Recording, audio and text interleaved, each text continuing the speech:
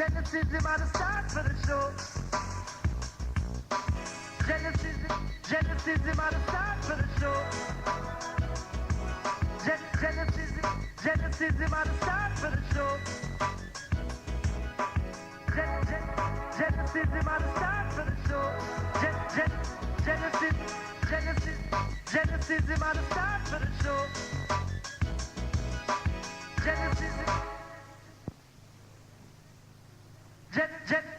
Genesis is about to start for the show. Genesis is about to start for the show. Genesis is about to start for the show. Genesis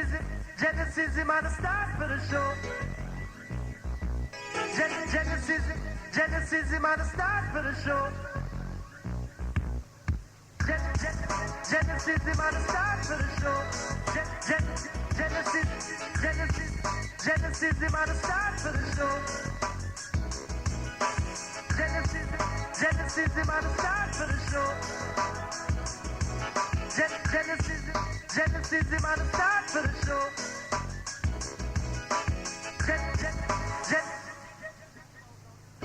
Right about now, this is half pipe. Right about now, this is half pipe. Genesis is about to start for the show. Right about now, this is half pipe. Genesis is the number one champion station in our land. So catch it every morning, night, midnight. Genesis is about to start for the show. Genesis is about to start for the show. Genesis.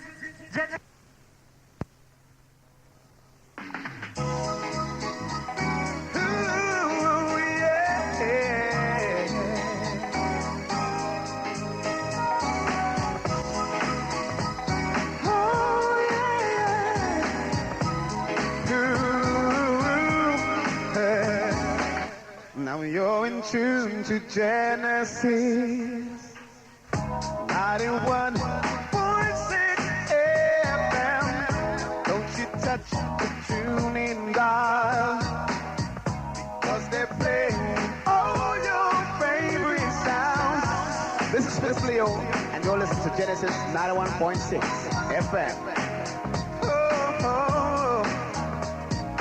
You're in tune to Genesis 1.6 FM, yeah. You're in tune to Genesis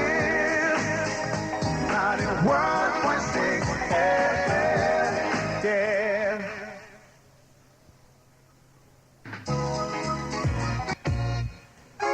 Genesis, a new revolution. I love my Genesis now. Roots, my Genesis now. Robot of my Genesis is now. Play on, Genesis now. Genesis I play in a robot of style. Genesis station live wicked and wild. 91.6 on your FM dial. Genesis station will never cramp your style. Educating the younger generation. Teach them the right when I teach them the wrong. Me love my Genesis now. Ooh, me love my Genesis, yeah. Genesis, yeah. Genesis will never lead you astray, oh no. Oh, I love my Genesis now. On 91.6, don't you touch that dial. Oh, I love my Genesis now. And Genesis play on in a robot dub style. Boy, I love my Genesis. Play them roots, my Genesis. Genesis playing for you. Roots, not to roots, my Genesis. Welcome on to the Big Genesis 91.6 FM. Boy, Commissioner's back and he's saying, boy, it's nice to be back, London. I haven't talked to you all for rather a long time, but you know how it goes. Sometimes we pirates just take a little chill out, see what's going on outside, and then come back stronger than before. Well, remember how it goes. You have 10 minutes or 10 seconds or 10 nanoseconds to tell your neighbor, your next door neighbor, upstairs, downstairs, whoever, wherever, Genesis Radio is here and the People's Talk Show is in progress. Let's go.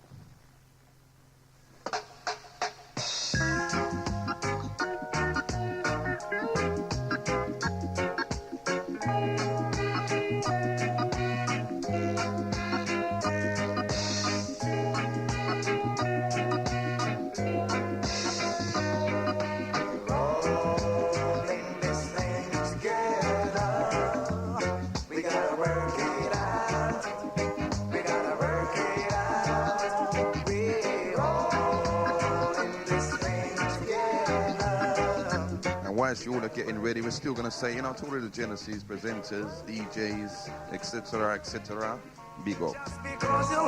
It's a team that we have to work at together. Side. And I live down here on the ground. All the things that are going on that affecting me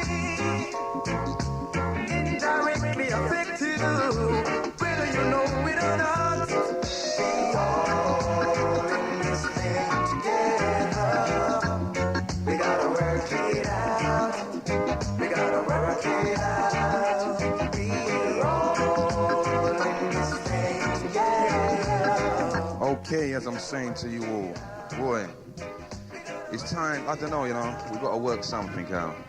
Anyhow, before we go any further, let's take some phone checks on 0956 618 720. That's 0956 618 720.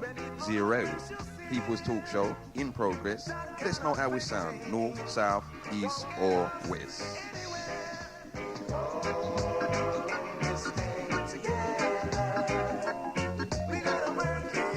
Good morning, you're in tune to Genesis Radio. Yeah, good morning, Genesis. It's Phyllis from Peckham. Good morning, Sister Phyllis. Welcome back. You're sounding loud and clear. Okay, thanks very much for that phone call. Keep it locked.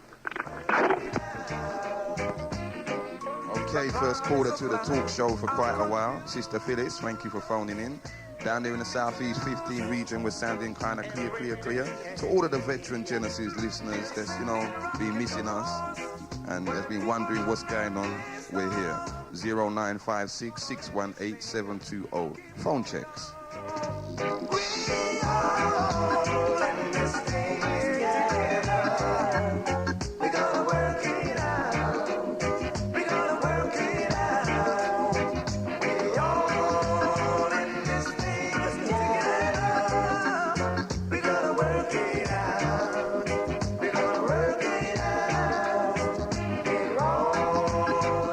Time that we've been off air, so many things have happened to us as a nation, as a people, as a community. So many things have happened in the world. Is there anything that, you know, has been missed? Is there anything in your actual door, street area that we need to know about? Remember, this is the People's Talk Show. I shall not set an agenda until you will give us some response. Because if there's no response, I don't think the show can carry on. It's all about you. It's all about you all letting us know what your vibes are, what your feelings are, what's happening out there in the community, exchanging information. The young people that are listening to us, it's good for them to hear as well. Interaction between black adults, talking, constructive conversation and reasoning. So, come forth. You know, don't be shy. 0956 618 720. We're all in this together.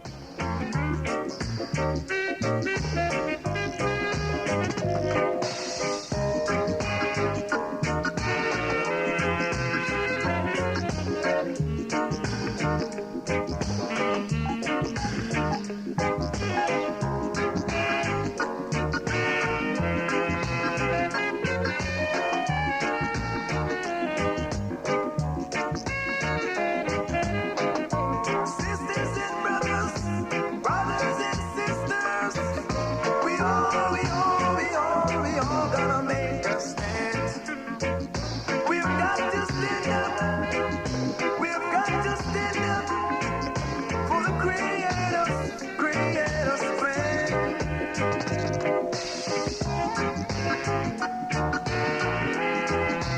You know what? This tune here is by a man named Delroy Wilson, and I specifically dig out this tune, you know. And you know why?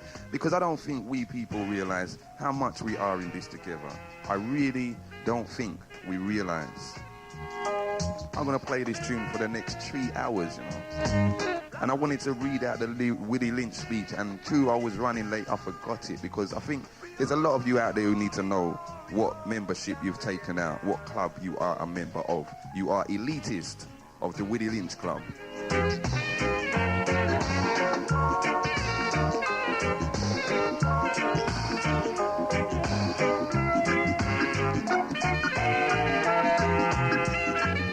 Remember Willie Lynch? Didn't you hear what Delroy Wilson said? Just because I live in the valley and you live in the hill, you think you're over me. Oh dear. When are we going to work it out? When are we going to come together and work it out? Why you got to be jealous of your brother?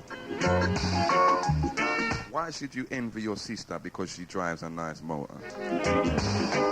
And anyway, that's not what I want to talk about today. 0956 618 720. Give us some phone checks. Let us know how we're sounding out there. East London, haven't heard from you all for ages. How's it going?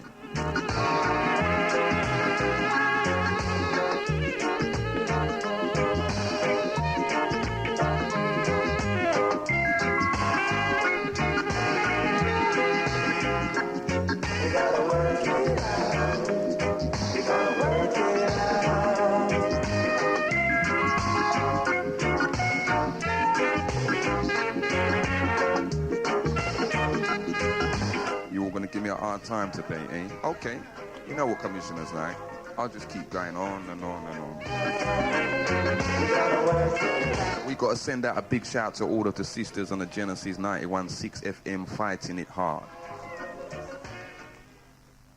We've also got to send a big shout out to the engineers of Genesis Radio, just keeping it going. And finally, we have to send a big shout out to all of the listeners and supporters of Genesis Radio, who without, it wouldn't even be worth it.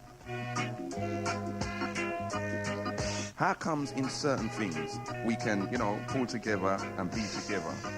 And then there's other things where we just become almost alien to each other. Almost, I don't know you at all. It's nothing to do with me attitude. This black community, now you all know what Genesis Radio has been doing. You know how we've been trying to highlight certain issues that affect us, that affect our children, that will long-term have repercussions, which are not prudent for us to suffer, are not prudent for us to sit down and watch. Now,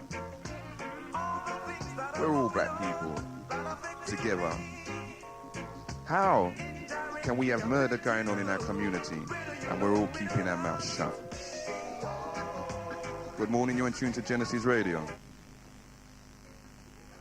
Good morning. Okay, Calder, you're there, but if you don't want to, if you can't hear me, try again. If you don't want to speak, boy, sum up the courage and phone back a little more. 0956 618 720. That's the number that gets you through to the big Genesis. Okay, People's Talk Show's in progress, I still want some phone checks, but I'm going into it. Now, how on earth can we, in a community, and listen, let's give us a little foundation, give the youths a little foundation to this community, see? You see like this record here? This record, you know how old this record is? So it's not like this message is new. Good morning, you're in tune to Genesis Radio. Good morning, brother. Good morning, brother Ron. How are you? Well, welcome back. Yeah, man, I know that you would know as soon as we come back. Yeah. After an absence, we've returned. And I must have big respect to Uncle Dennis. Tried to get him many times, but he wouldn't switch on his... Tell me about it. Yeah. But how are you otherwise, Bridget? Because, again, for all the listeners, this is one of Genesis' long-time hardcore warriors who was down at the inquiry for the best part of it. And the inquiry, as you all know, that was down in Elephant has since finished, and the police have since made recommendations proceeding any result that comes out of this inquiry? Yeah, a lot of things, brother, you know. For real? But this killing in the community, I must say good morning to Brother Adam too, you know who you are, and Okay. Sister Jackie and everybody. Okay. The Black Power Station is back. Well, For real? I'll tap off now till let somebody else come out. I know you'll bell back when you're ready. But Yeah. Beautiful to hear your voice, brother. Yeah. Okay? All right. Keep it locked. And the Holy Genesis, come on strong. Okay. Right. Big up. Yeah. Enough respect going out there to Brother Ron, veteran warrior. Many of you will know his voice over the airwaves. Always has something constructive to show us, to tell us, to teach us, to help us, to guide us, or even sometimes just to beat us with. You know, we need people like that in the community. We need them to communicate with all of us, associate with each other, because that's the only way. Again, listen to Delray, man.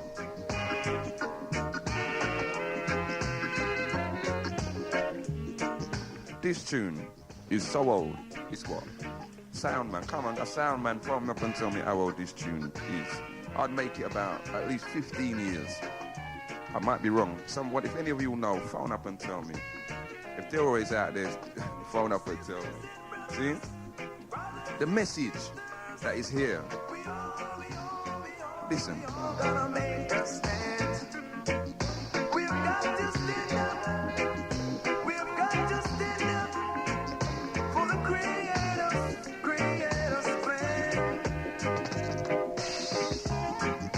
That seems pretty clear to me, you know, what he's saying there.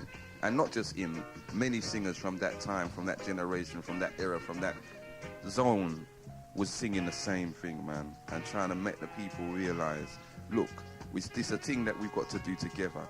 This is 1998, okay? Now, I would consider myself to be a reasonably happy man. See? I've got health. I'm not rich. In fact, I'm very broke pocket, but money doesn't bring happiness. So this is what all the rich people say. Maybe when I'm rich, I'll know, and I'll be able to say the same thing. But we value, you know, so-called happiness above many things. Now, if my sister and my brother are not happy, how far, you know, will my happiness extend? How far does their happiness, their unhappiness extend or relate to me? Does it affect me? Someone can come to a woman's house, kick off her door, tie her up, do what they're doing, and leave the place. And someone's dead.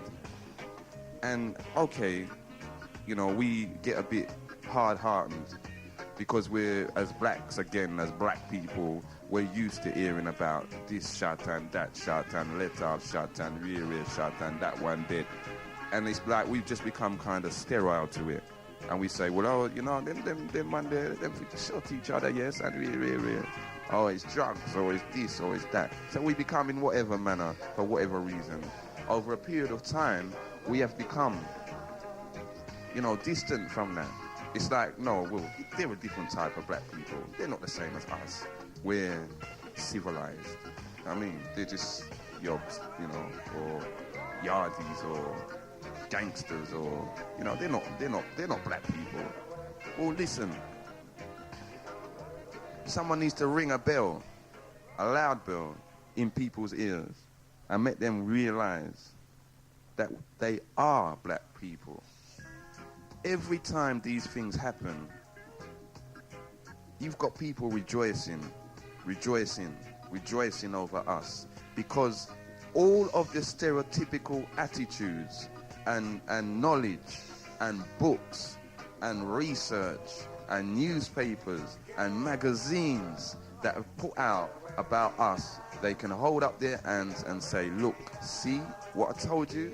They're savages. They needed civilizing then when we went to Africa, and they still need civilizing now. You know why? Not because they're killing each other, you know. Because every nation, every race of people on the earth does have their business and kill off their one another. But you know what it is with us? Is that we don't care. We don't care. I can guarantee you there's over 100 people out there now that know what happened with these murders. Listen, this means no one's safe. No one. I heard a thing the other day, you know, this old boy, what's his name? Frankie something, Mad Frankie Fraser, talking about them two low-life villains, the Craze, and whoever was around in their time. And this old boy said, you know what? One thing about us, we had respect. We was villains, we done villainy, but we shot villains. We robbed banks. We didn't disrespect the old people. We looked after our communities, and they was villains. That's why they're loved so much. You understand? And again, there's other places in the world you can go and you will hear people that every government has them off as being bad man, as being bad woman.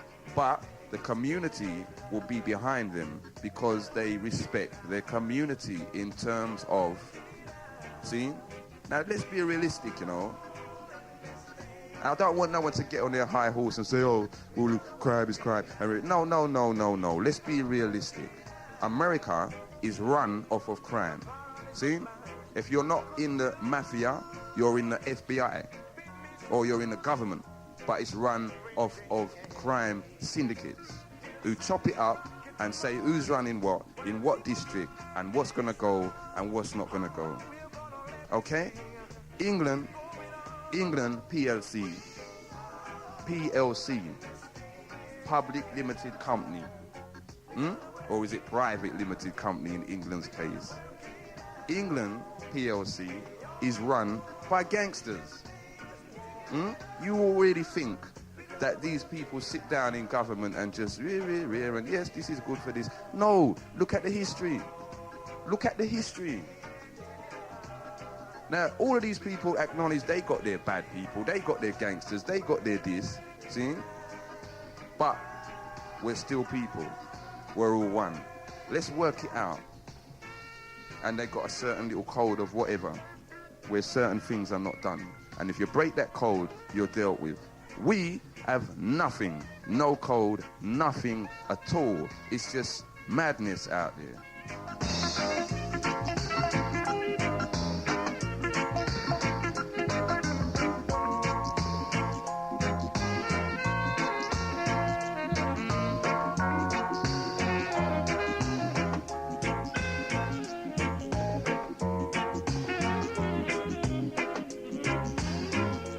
Total madness.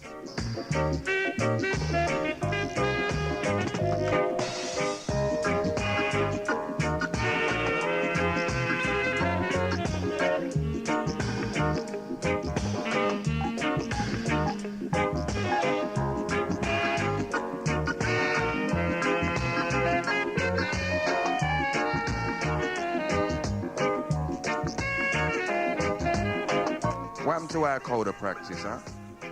What happened with us? Okay, everyone's got villains. We know we got villains in our community. How comes we just turn a blind eye to everything that's happening, huh? What are you going to do? Listen, tomorrow they're going to be telling you, or you're going to hear on the news, that someone's kicked off someone's door and shot all the children in the house. What are we going to say? Oh, it's a shame. Oh, I knew her, you know, I knew him, but there's nothing that I can do.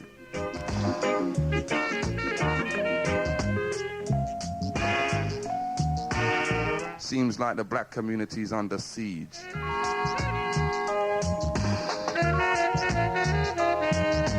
Black and white, red and brown. We all got to get down.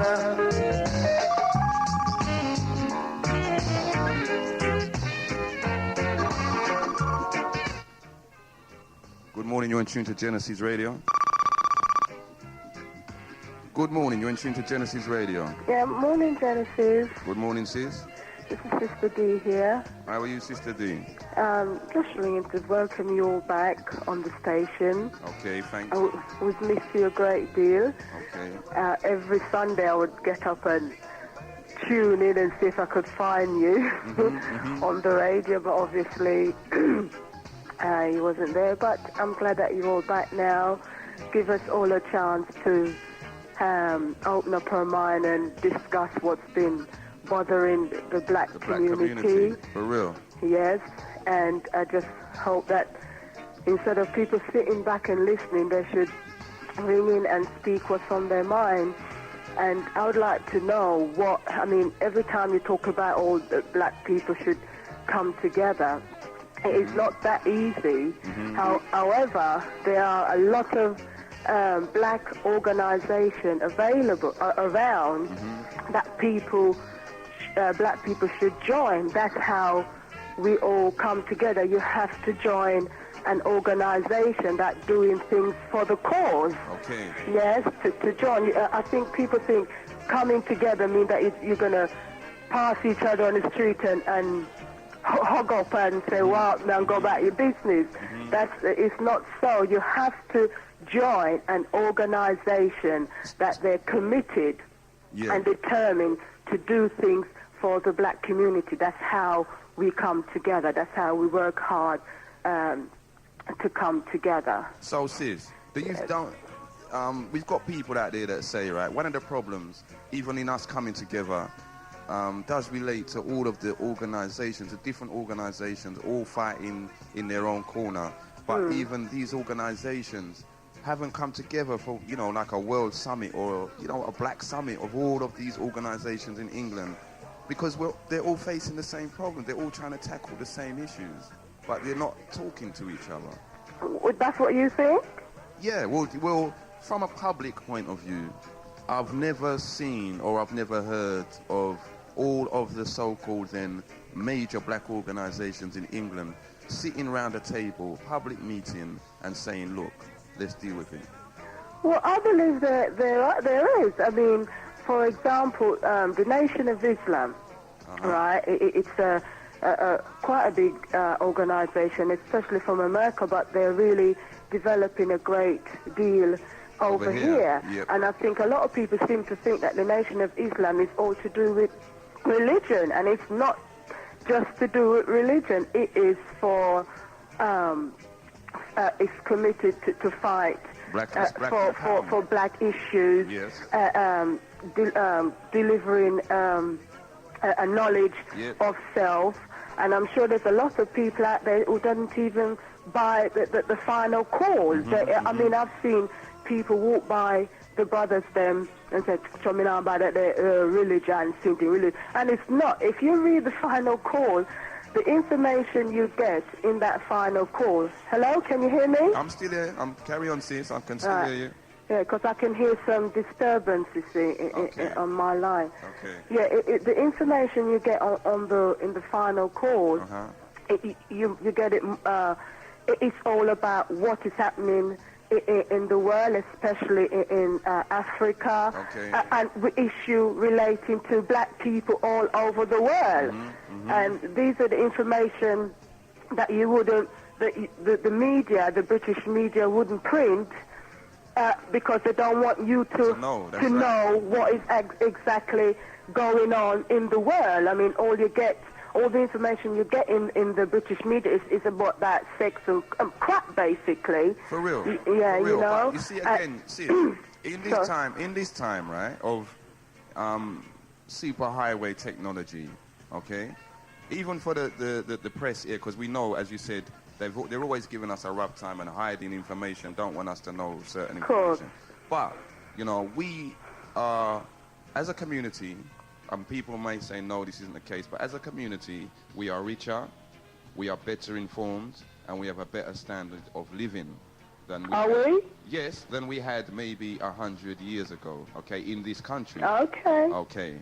Now, the world is a much smaller place now, yeah? Yeah, because of communication.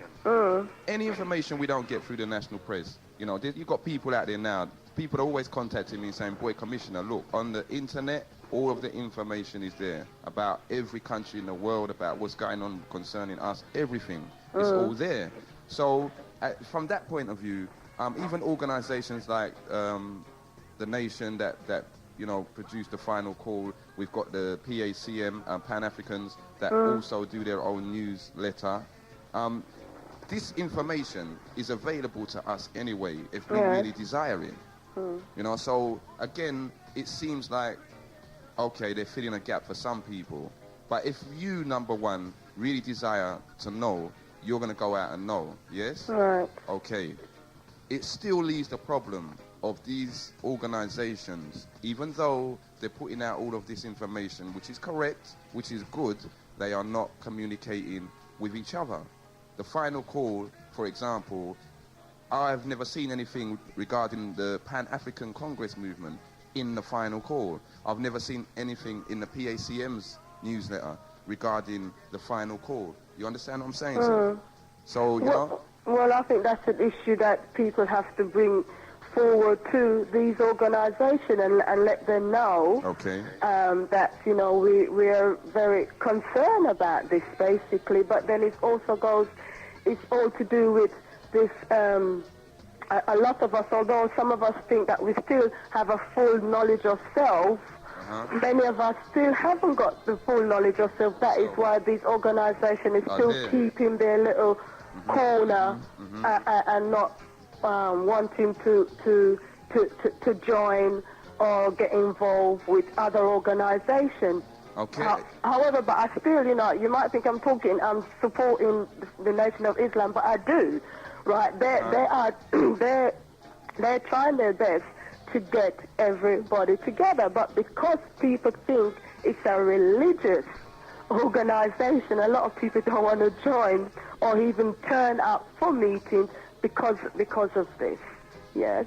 Okay. Well, I know that the nation, they're listening, and I hope that they will try and, you know, create a balance or create a better understanding. We're not trying. They are trying to. Well, when I say that, I know what they're doing, and that's great. But I'm saying, in terms of trying more, then maybe I should say try more. For the people that still don't understand, that still think it is based off of a religion, it's a religious organization. You know, maybe they need to come over a bit more and show people, those particular people, not the ones that already acknowledge them, they know what they're about and they are willing to be a part of it.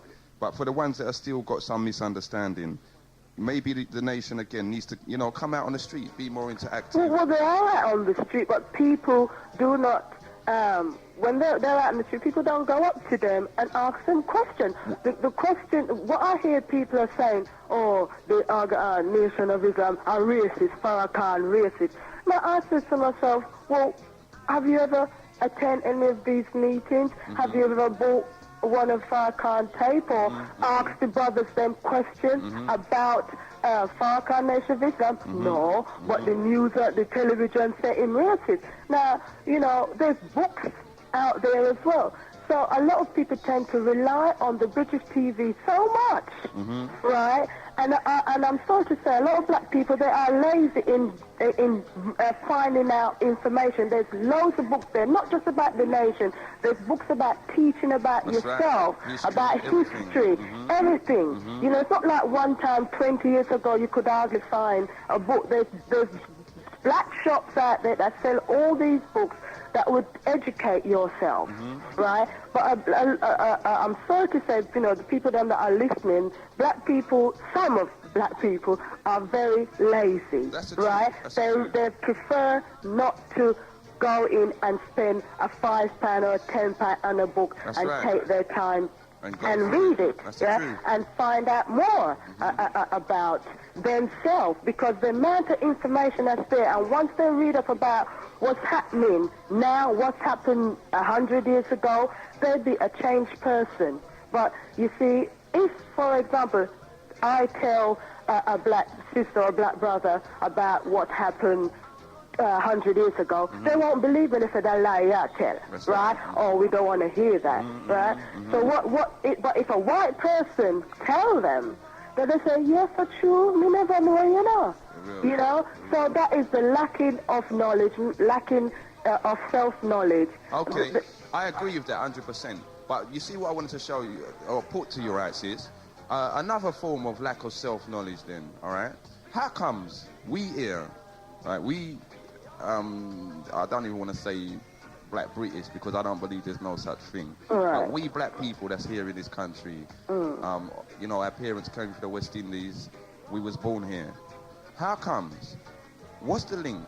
What's the connection with America that we have to be looking towards leaders coming out of America to guide us, instruct us, or talk to us. How comes we haven't produced those kind of characters here? Because we've gone through the same kind of things. Yes, I know, but you see, the thing is, unfortunately, we are so much under control in Britain more than America. America's got about 40 million black people.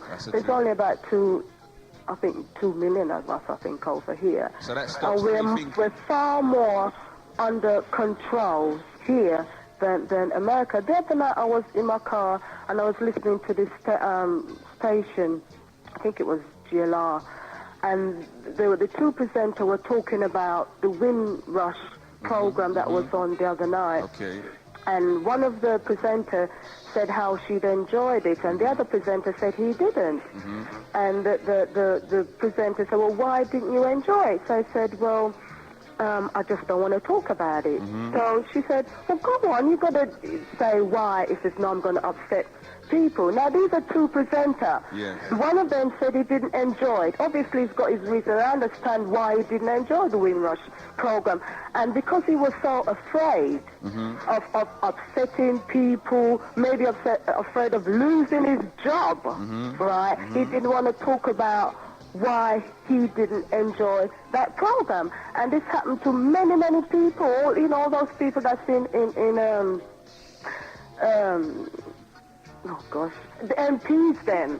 A lot of them really want to talk about. They would like to say what really and truly bothers them, but because they are so afraid, right? They will never. I mean, they might touch on one or two subjects and leave it at that. So basically, we're a bunch of cowards in this place. We're not just cowards. I don't think it's more than cowards. We're so deep-rootedly afraid. We're so. Some of us, we don't even realize that we're afraid. We're just because we're brought up that way. Yes. That we won't. We're not going to say anything. It's a sad and so we can't look for anybody in this country for leaders. We won't be able to do that. There's nobody here I can look up as a black leader. Nobody here at all. Do you know how sad that sounds? Well, it is. It's very sad. It is very sad. But who's going to put their life on the limb for us? Well, who's going to do that for us in Britain? Okay. Yeah, because everybody think about their jobs, about their their life, their money they earn. No one ain't going to think, well, I'm going to give up all this because I'm committed to the black community. I'm committed to my own people. I'm going to do whatever I can. Even if I'm going to lose my life, I'm going to do that. Nobody in this country won't do that, would never do that. Well, you know what? I'm sure that we're going to get some response to that. Well, I hope so.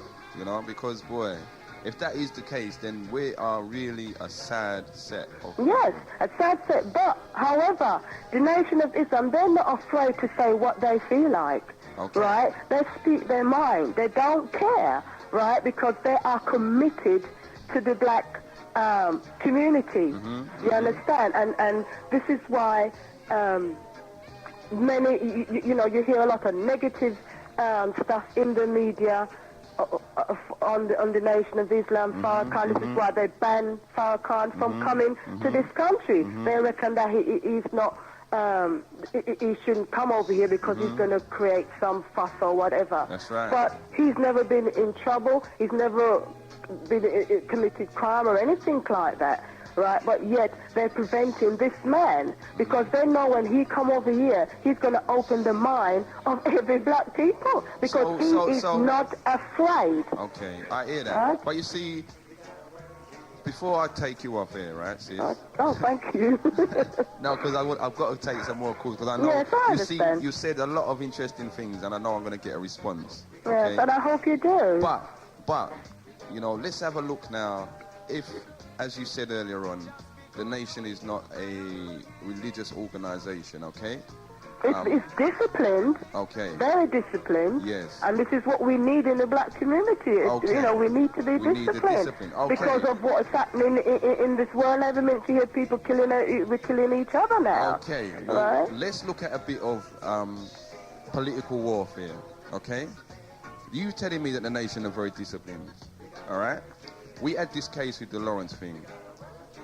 Up until that point, the government never had a leg to stand on in terms of saying Louis Farrakhan cannot come into this country to address us. They did not have a leg to stand on, okay?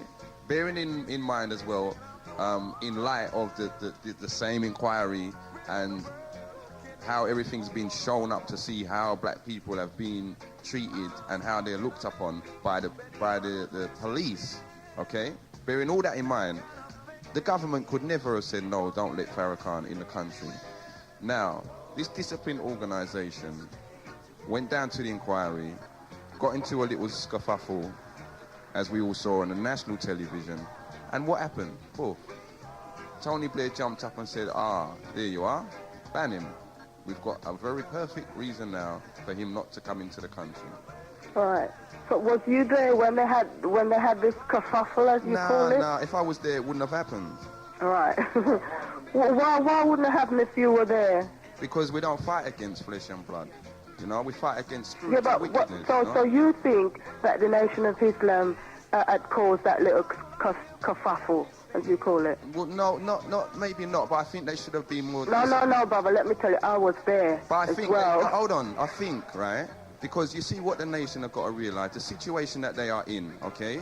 They would have antagonists, they would have troublemakers, they would have MI5, CIA, you name it, that will come and try to antagonize them as an organization to make a move so that they can knock them down. Yeah. Now, okay, I'm not saying that it was the nation's fault, and I'm not saying the nation shouldn't defend themselves. But we have to look at the ploys that have been used against us for a very long time, and this is one of them. Get an antagonist, get a few antagonists, put them next to these people, or make one of them call you a nigger or whatever, and that's it. They'll kick off. Yeah, but brother, they didn't start it, and you are believing the news. You're believing. No, I'm not the believing the news. That's why I said to you, I'm not dealing with the issue of who started it, but I'm saying the nation as a high profile organization, not just in England, in the world, must realize that when they come out to these public meetings, when they come out to, you know, things like this inquiry, things representing the people, that they mustn't be seen. Because the news, you saw the news, I saw the news, we're not fools, but we know the news put it out. The news never said, oh, you know, that white boy spat at someone or that policeman pushed someone. All they show is these black boys or these black men, okay, dressed up in their nation outfit, fighting with the establishment, fighting with... But they didn't show that they were fighting, I forget your name now. Yeah, well, the news that I saw, yeah, we saw the nation, a couple of men from the nation, having little fisticuffs kind of with some police.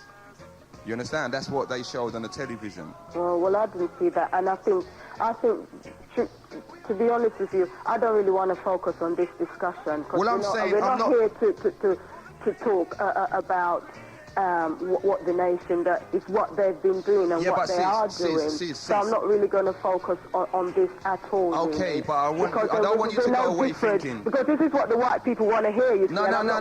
Well, this is what I'm saying to you. This is what I'm saying to you. I don't want you to go away thinking, right, that what I'm saying is the nation is out of order, the nation shouldn't have done this, blah, blah. No, at all, I'm not saying that. I am not saying the nation started any trouble down there. I'm saying simply the nation must realize, because of the high profile that they have, because of the high profile of Minister Farrakhan, antagonists will be put amongst them. Yeah, well, and if they react in the way that we saw... You think you saw, right? Well, I've just got to go... Because don't forget that the camera also have ways of showing things to make it look as if it's worse than what it is, you know. Sis, I agree with you, 100%, so, you know. I agree with you. We think we saw in fact, right? Sis, I'm not even talking about what we think we saw. I'm telling you for a fact that it was set up.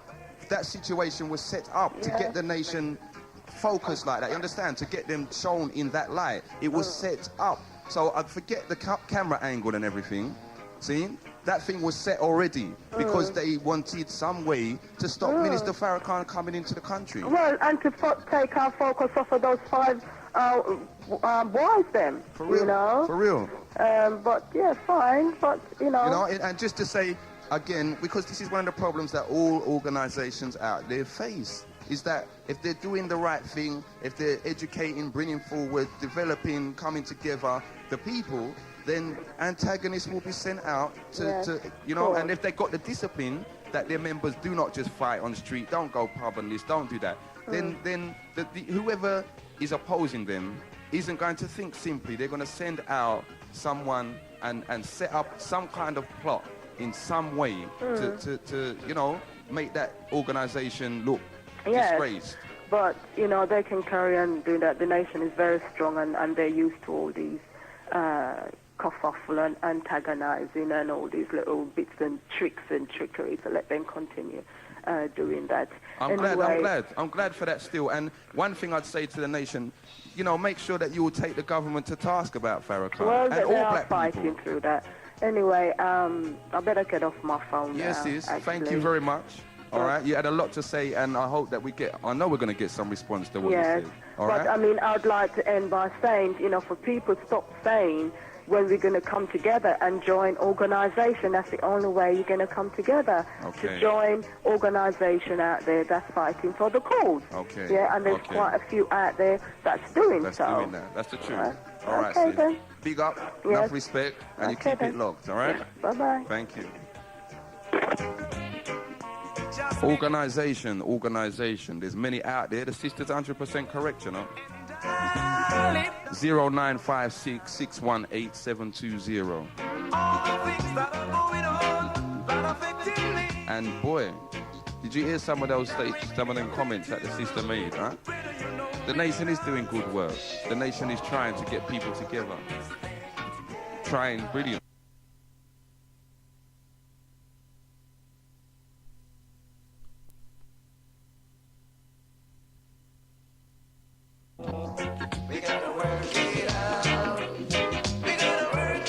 But at the end of the day, we still got this problem.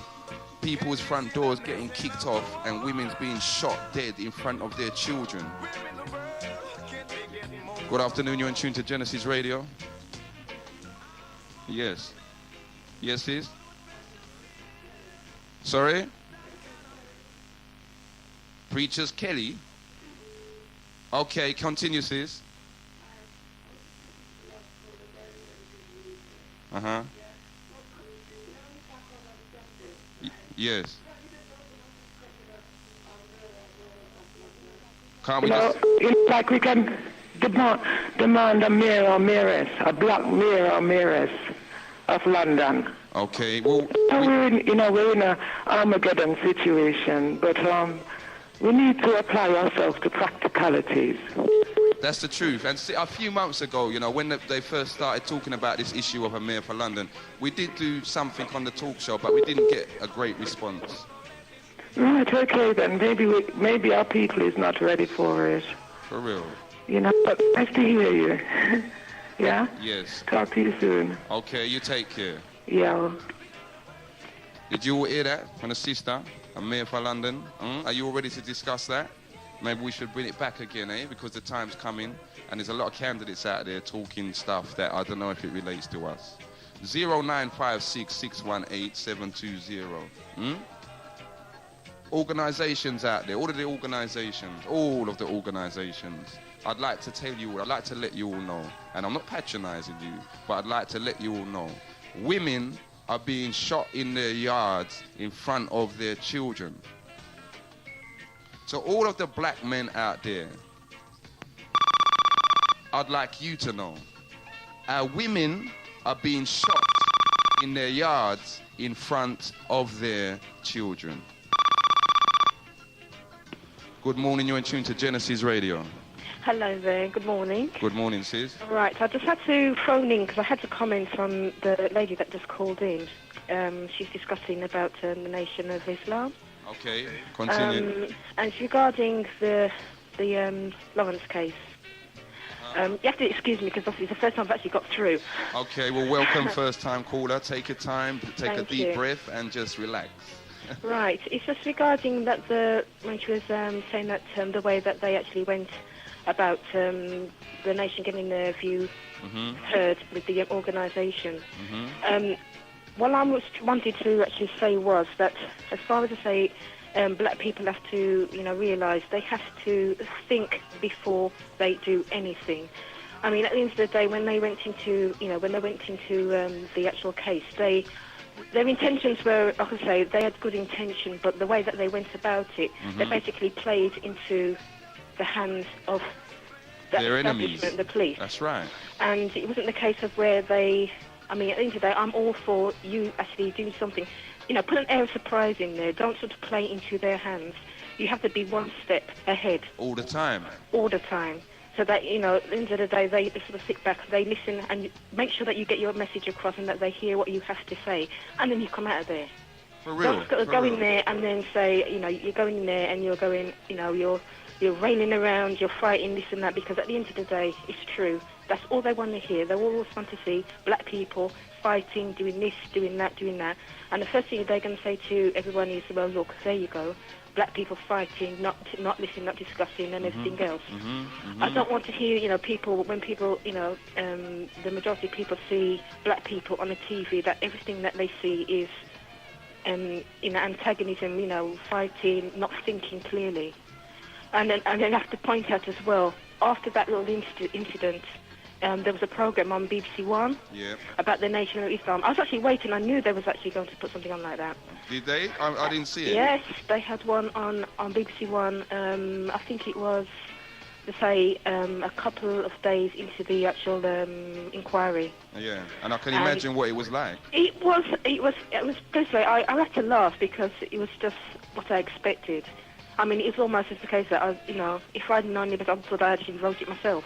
It was just saying, look at these people, they can't think, they can't do anything right, they're all messed up. That's right. And the way that they portrayed it, if you didn't know any better, that's what you would have thought, that they're all these messed up people, don't know where they're going, don't know where to turn, just joining any old organisation and not thinking clearly. And then they're fighting against each other as well. That's it. But like I'm trying to say to the majority of black people, or the black people that are listening, thinking clearly, listening, listen, and think clearly before you do anything.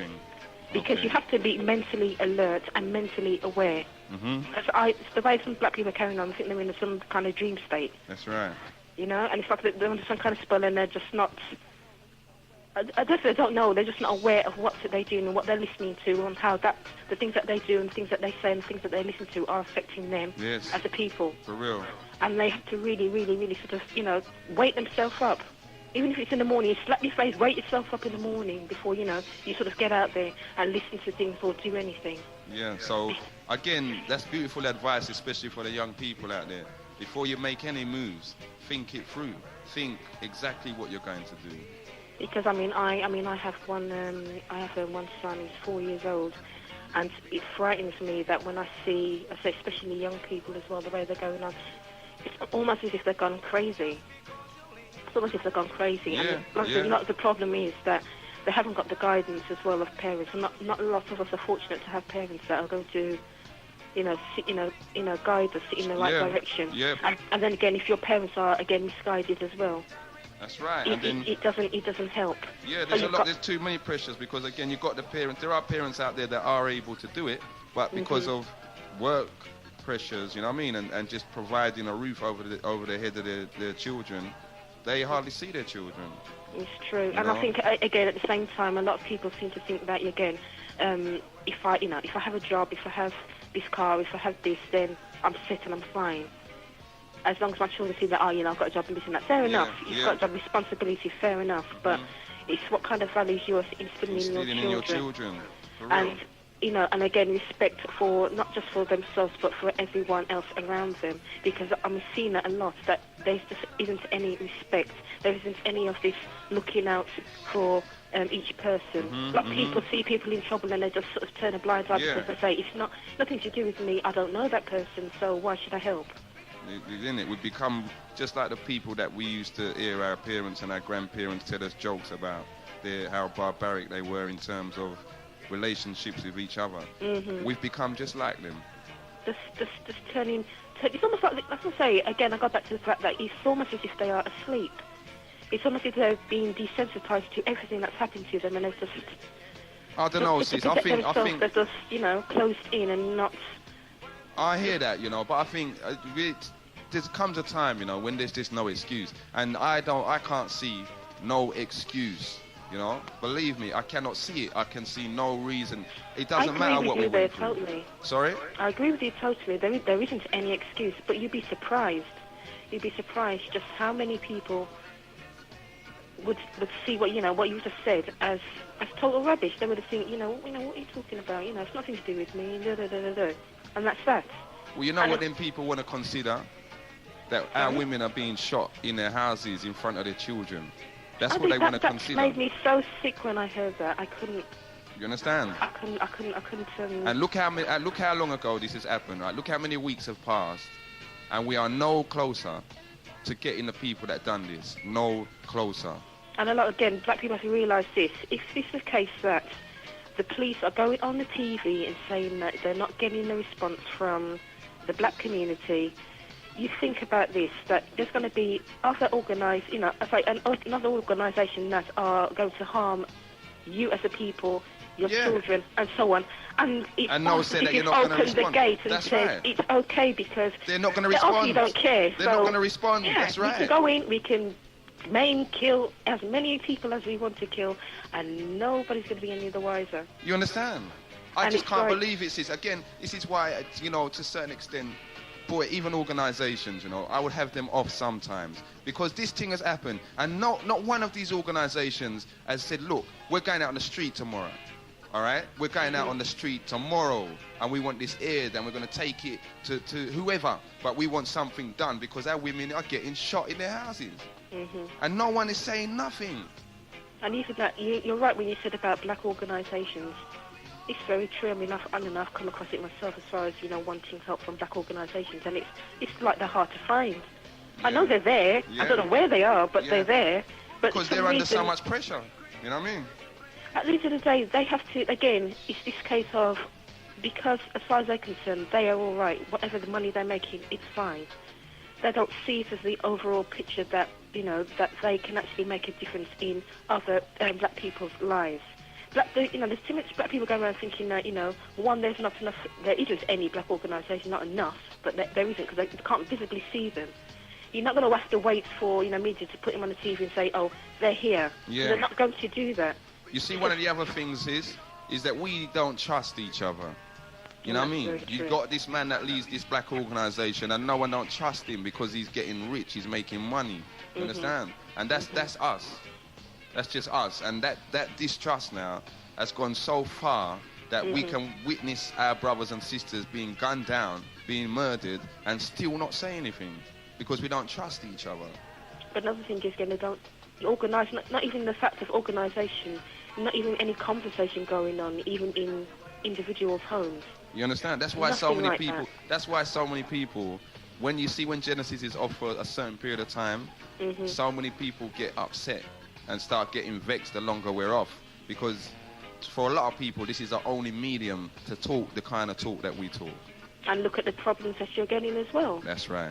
And it's, like I said, then that's another thing when I'm saying to people to be aware. They have to, like I said, they watch a certain things happening and then see the spin-off things that happen from that. Yep. See the reaction of people, see the reaction of other things. I mean, this station now, Genesis, I mean, I was introduced to this station by my parents. Whoa! By your parents? Yes, by my parents. Big up to your parents. Right, they're excellent parents. Okay, well, enough respect to your parents. They are. And like I said, I'm from a very big family as well. I mean, there's all 11 of us all together.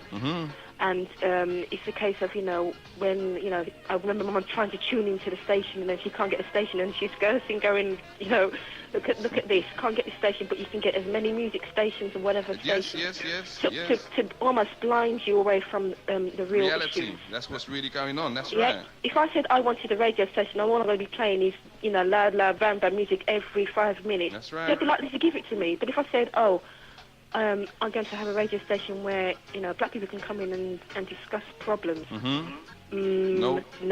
And then you have to realise again that the reason why, why is it that, your station like yours is having such a problem? And the reason why you're having such a problem is because there's a lot of truth that's going to come out of the station. Yeah. And a lot of people do not want the truth to come out. That's right. But as I've always said that, truth is always going to come out. For real.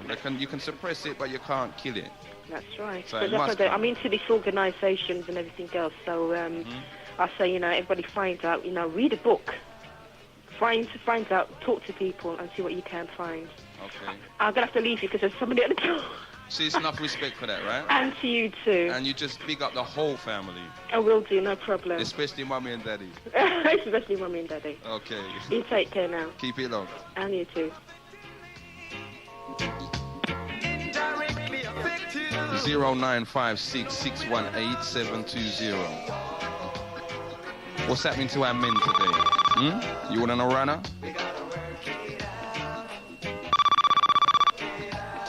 Good afternoon. You're in tune to Genesis Radio. Good evening again, brother. Yes, brethren. Right. You say that our sisters and brothers, our sisters getting killed in their houses, in their house, right? Children, yes. Right. But who is killing our sisters? Our own. But you never explained that. Well, in fact, you've raised a good point there. We are being told that it is our own. Let me put it that way. We're being told that it's our own black people. Yeah. You're right. Yeah. We've been told. We're assuming that our own black people. Yes. Right. Come back. I know you just come back. I don't want any criticize you and anything. Nah, man, you're safe. Hold on. This sister here, right? I want when someone addressing on this station, it's not even say a sister, but she's saying this woman or this girl, and it's bad. She has some positive vibes to come in there with. But don't call another sister that woman or this. We could say brother and sister for just 3 hours, isn't it? That's the truth. And we talking about respect and we talking about all these things. And coming together. Yep. But here we disrespect. It's just 3 hours you could call one another brother and sister. For real. Well, number one, a lot of people talk like that because a lot of this is about educating them to use the correct words in addressing each other. Yeah. There's really respect when we address one another as brother and sister. That's right. Yeah. I agree with that. Okay. So let's keep it brother and sister till it's on for 3 hours. The whole of London, did you hear that? Brother Ron said, let's keep it brother and sister. We don't want no girl, no guy, no woman, no boy, no nothing like that. Brothers and sisters. It's on for 3 hours. Okay, Brother Ron. Right, brother. You know what I wanted to ask you about now? Yeah. Did you hear a few weeks ago, Mr. Condon has charged something like 200 policemen with corruption? Yeah.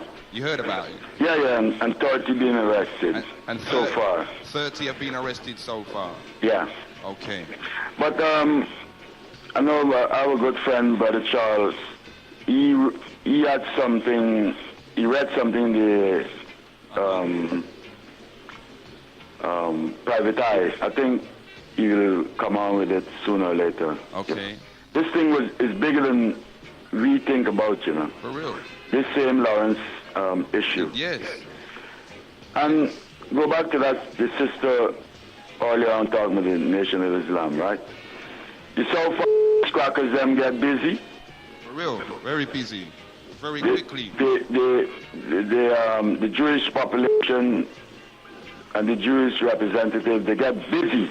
See, that's to show you how they don't want we to unite or come together with one another. That's right. It's so fast everybody get busy. Everybody, yeah. Everybody. So I have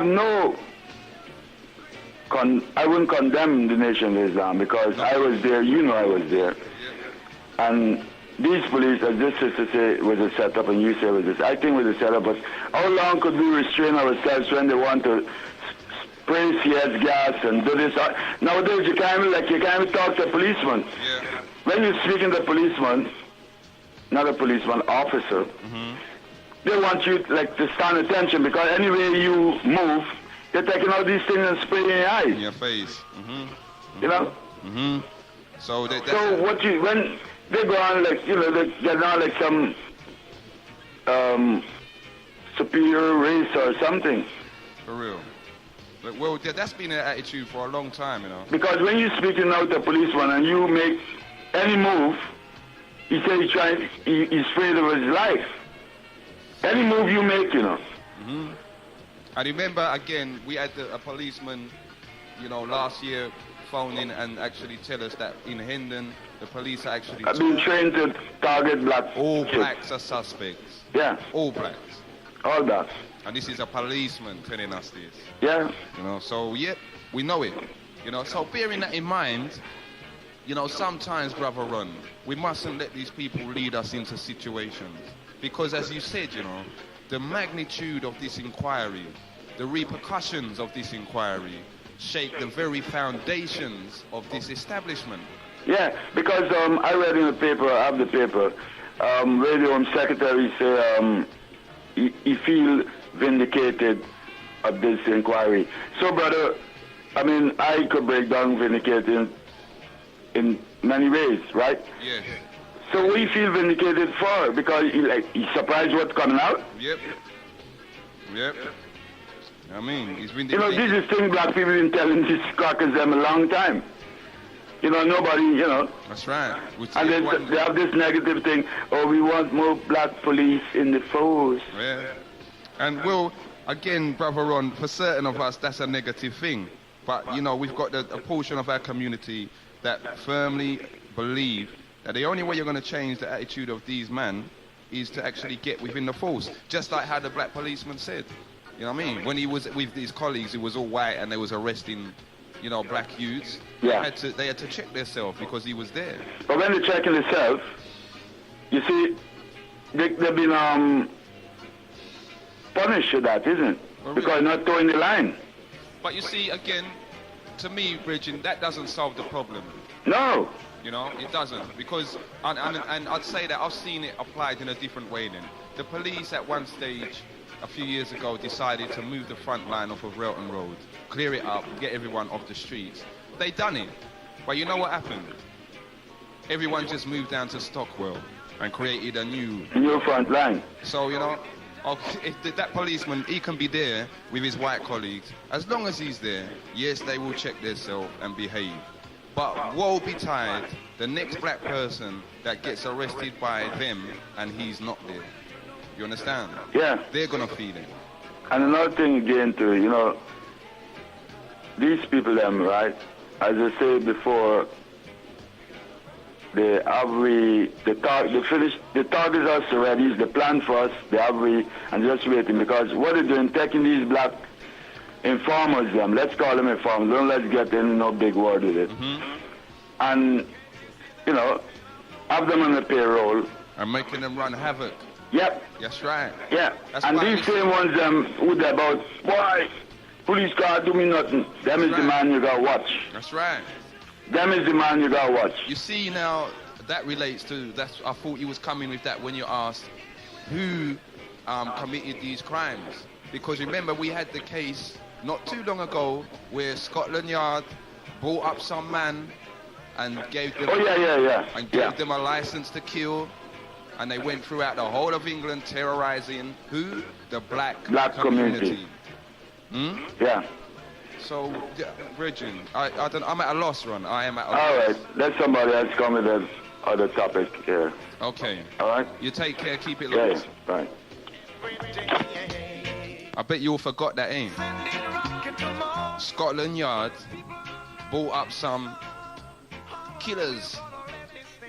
Give them a license to kill, give them gun and set them loose in the black community of London and beyond. Birmingham, you name it. We gotta work it out. We gotta work it out. Seems like there's a twofold problem here. As long as we've got people prepared to sell us out, sell out their own,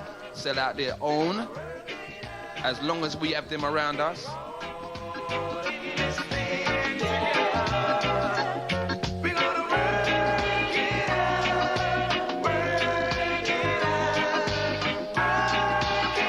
0956-618-720.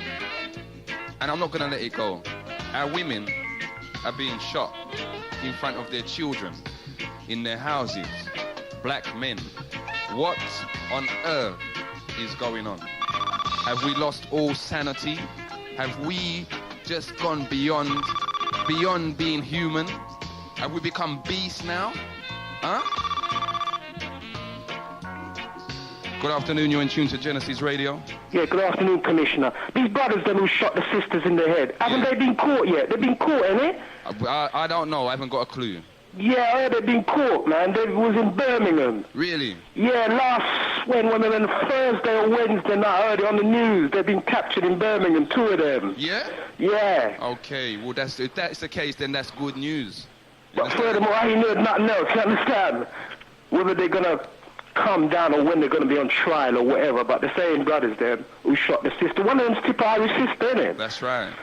But it hasn't been on the national news that they've been caught. No, you know where I picked it up? I picked it up on, you know the teletext? Yes. That's what I saw on teletext. What? I've heard it on sort of like news at 10 or 9 o'clock news. I heard it on the teletext. What? Yeah, serious. They was in Birmingham, 2 of them, and they got captured. With gun and everything?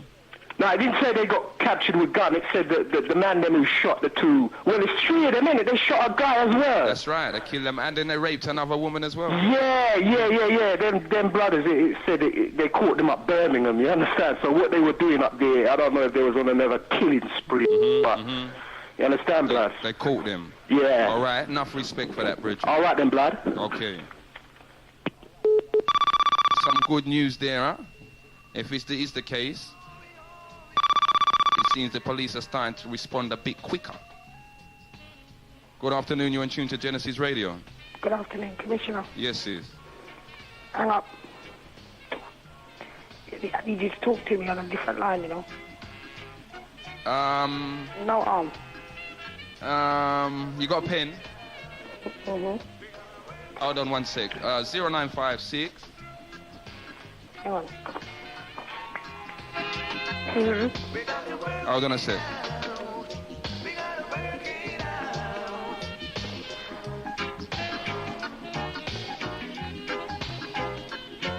I can never remember my own number. For real. Hold on. Hold on a sec. 477. Yeah. 411. Okay. Yeah? Fine. Film me after the show. And the studio live link number is 0956 618 720.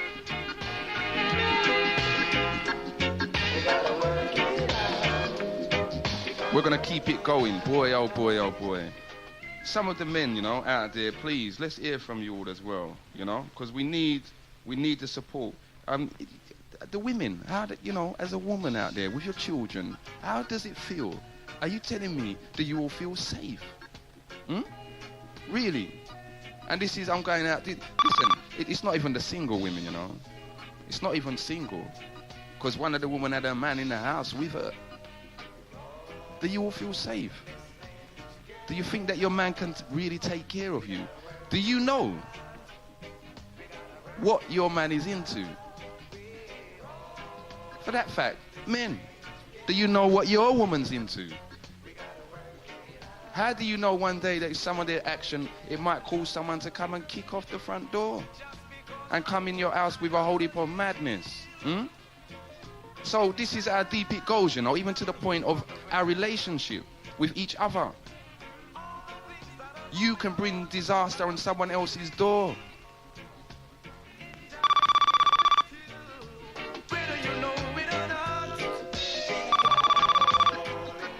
Good afternoon, you're in tune to Genesis Radio. Oh, good afternoon, Genesis. It's Phyllis speaking. Yes, yes.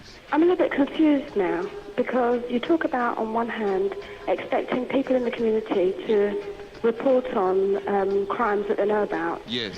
But at the same time, you recognise that there's no trust in the police force because we don't have our good intentions at heart. Well, there's no trust because obviously we're not reporting the crimes in the community. But with the Stephen Lawrence case, when they knew who the murderers were, they still did nothing to catch them. And the inquiry has shown that they didn't intend to catch them. Well, so why do you think it would be different in these cases? Okay, I hear that. But without being judgmental, if the parents of Stephen Lawrence had spoken to Dwayne from the very beginning, things wouldn't really have gone the way they went. And that's apparent. That is so clear that it's obvious. Yeah, but even having said that, if you even take the Stephen Lawrence's parents out of the picture, the police inquiry itself, without their help, did never intend to catch the criminals. Yeah, we accept because that. even when they brought the private prosecution. Sis, we accept that, and we know that. That is our experience with the police. So but unless we do not work together, you know, like you heard one of the callers say, oh, this murder happened, and all you hear the police say, we haven't had no response from the black community. Now, regardless of whether their intention is to get the murderers or not, they can use that excuse that they have no response from the black community. So the attitude is, well, if they don't care, why should we? Yeah, so as I say, if you recognise that there's no trust in the police, and that at the end of the day to protect you, then you don't feel safe in reporting on people in the community who are committing crime. Because at the end of the day, you're still out in the community. I understand that fully, but we have to start somewhere. So we've raised this issue before. Either we have our own police force, you know, or either we make that police force that is there, so-called to protect us, be more accountable to us. Yeah, so then we need to look at that more than trying to encourage people at the moment to have faith in a police force that we cannot have faith in. Well, the first way that we must make the police more accountable to us is that we must report the crimes in our community as a community and tell the police, do something about it. We don't. Let me tell you something. You see the Indians? If the Indians have a crime in their community, right, they get together and they're on the police's case to get that sorted out. And it has to be. Now, for some strange reason, we, that's been here longer than nearly all of them, have got this lapsadaisical attitude that, well, it's all right to come into a nightclub and shoot up the place and rob the place. I won't tell the police who you are, even though I know. I won't even tell my friend. Oh, me and my friend might discuss it, but we won't do nothing about it. But I do think it comes back to the question of fear that the sister spoke about earlier on. If there's a fear and a lack of trust, then it's hard for you to report to an institution that you have no faith in. Well, then we need to set up our own institution that can be a go-between between the community and that establishment. Yeah, but we need to do something. Yeah, I agree. You know, we can't keep blaming the police and saying, oh, the police this, the police that. Because the police, you can't blame them for their attitude. Because we've got the attitude. We're the ones that's given them the attitude. Because, our attitude is, well, boy, it happens. And as long as it never happened to me, I ain't getting involved. Yeah. Okay, thank you. Big up for your courses. Yeah, pleasure. Take care. Bye. Do you all agree with the sister? Or do you agree with Commissioner? Huh? As long as crimes carry on in our community, London and Birmingham and Manchester and everywhere else in our home counties and beyond, in Africa, in the West Indies, as long in Brazil, we let crimes continue in our communities against us, against our women, folk and our children, and we don't make no one accountable, or the organisations, the establishments that's supposed to be responsible are not being responsible. If me and you don't go up to them and get them a kick up their backside, we can't blame them for having the attitude that they do have now. Good afternoon, you're in tune to Genesis Radio. Good afternoon. I haven't been listening to the whole show, but I just heard a little bit where the guy called and said that they'd caught... Hold on, rewind. Number one. Did you hear what Brother Ron said? No, I came in just before that, or just halfway through that. So did he clarify that already? No. I'm not going into what you crossed because I don't know what you're going to say yet. But Brother Ron, not too long ago, said, let's stop calling each other guy, girl. Oh, okay, sorry, apologies. Brothers and sisters. What the brother said with the caller before the sister who just called, okay, he mentioned that the killers of the three, Mrs. Irie, Michelle Carvey and the man from, I'm not sure, Patrick Ferguson or something, that they'd been caught in Birmingham. The only thing that I heard on the news on Friday afternoon was that whoever they had, they'd let them go. So can somebody else, if they have any more information on that? Because I haven't really heard much in the last couple of days other than that. They questioned them and let them go? Yeah, they've let them go. Okay. Yeah? Okay, boy, why did you have to tell me that? Well, because, as I said, I just, I just thought that I wanted to know, basically, for myself, you know. So that's what I heard on Friday. So can somebody else tune in? I don't know if it's the same guys that they caught in Birmingham, because I didn't actually hear that they'd caught anybody. Okay. All right then. Big up for that, sis. Thanks you for keep that, it locked. Bye-bye. All right, can we get some confirmation out there? Come on, we've got our communicators out there. Let us know. We've heard two versions. Some man was arrested in Birmingham, and the sister, as you heard just now, said she's heard that these men have been questioned and have been released. If they're not the right man, then that's correct. But, I don't know. Police's attitude. Mr. Condon said, I'm going to clean up the police force. And, you know, he can be seen to be doing it. We say we want better relationships or relations with the police, because history has shown that the police relation with the black community has been non-existent. It's just been arrest, arrest, arrest. Okay? They're showing some intent. And as much as you might think it's trivial, they are showing some intent. Where's our intent? Where is our intent? Now, when you go jail, you know, or when you're amongst thieves, there's a code of honor that you don't grass up on your friend. You don't grass up on your brethren. You don't talk. See? Well, black community, it seems we're all thieves. It seems we're all in prison because we've all got that attitude. All of us. A man can come and do a crime next to you tomorrow and boy, nope, never saw nothing. How safe are you then? And in fact, that man there, he's all due whenever he's feeling a bit vexed or he just wants a bit of fun to come and deal with you, because he doesn't know you're soft. You know what happened and you didn't do nothing about it. You're soft. And then we've got this attitude with everyone else. And then we wonder why other people look on us like some joke. Women are being killed in their houses in front of their children. And it doesn't matter what the women done. It doesn't matter what the women could have been doing. That's nothing to do with it. In your house, you know. Not even taken out. Not even on the street, in a club. No. In the privacy of your own house, in front of your family. 0956 618 720. 200 police and so has been investigated for corruption in the police force, amongst other things that have been happening. We've had the situations in Africa, internationally, again, a whole heap of murder going on, but something positive.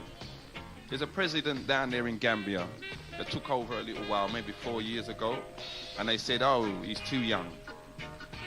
Since being there, he's done some wondrous things for the people of Gambia, for his people, setting an example. The other day he went to a meeting with the OAU, and when he finished talk to the OAU and tell them, right now, we want to get our act together and start being concerned about us and our people and stop being dictated to by foreigners. Stop being in fear. I can't do it. We can't do it. I don't know what's wrong with us. We can't come together. That's the fear. The fear is implanted in your mind. That seed of fear has been placed in your mind. So everything that is possible to you, it becomes impossible because you have been implanted with fear. I'm not going to go and talk. I don't want to lose my life. And you know, if we do start getting positive, people will be taken out. So let's just all live under fear. 0956 618 720. Good afternoon, you're in tune to Genesis Radio. Hello, this is Jenny calling from Elephant Castle. Good afternoon to you. Yes, Sister Jenny. What would you like to say to London?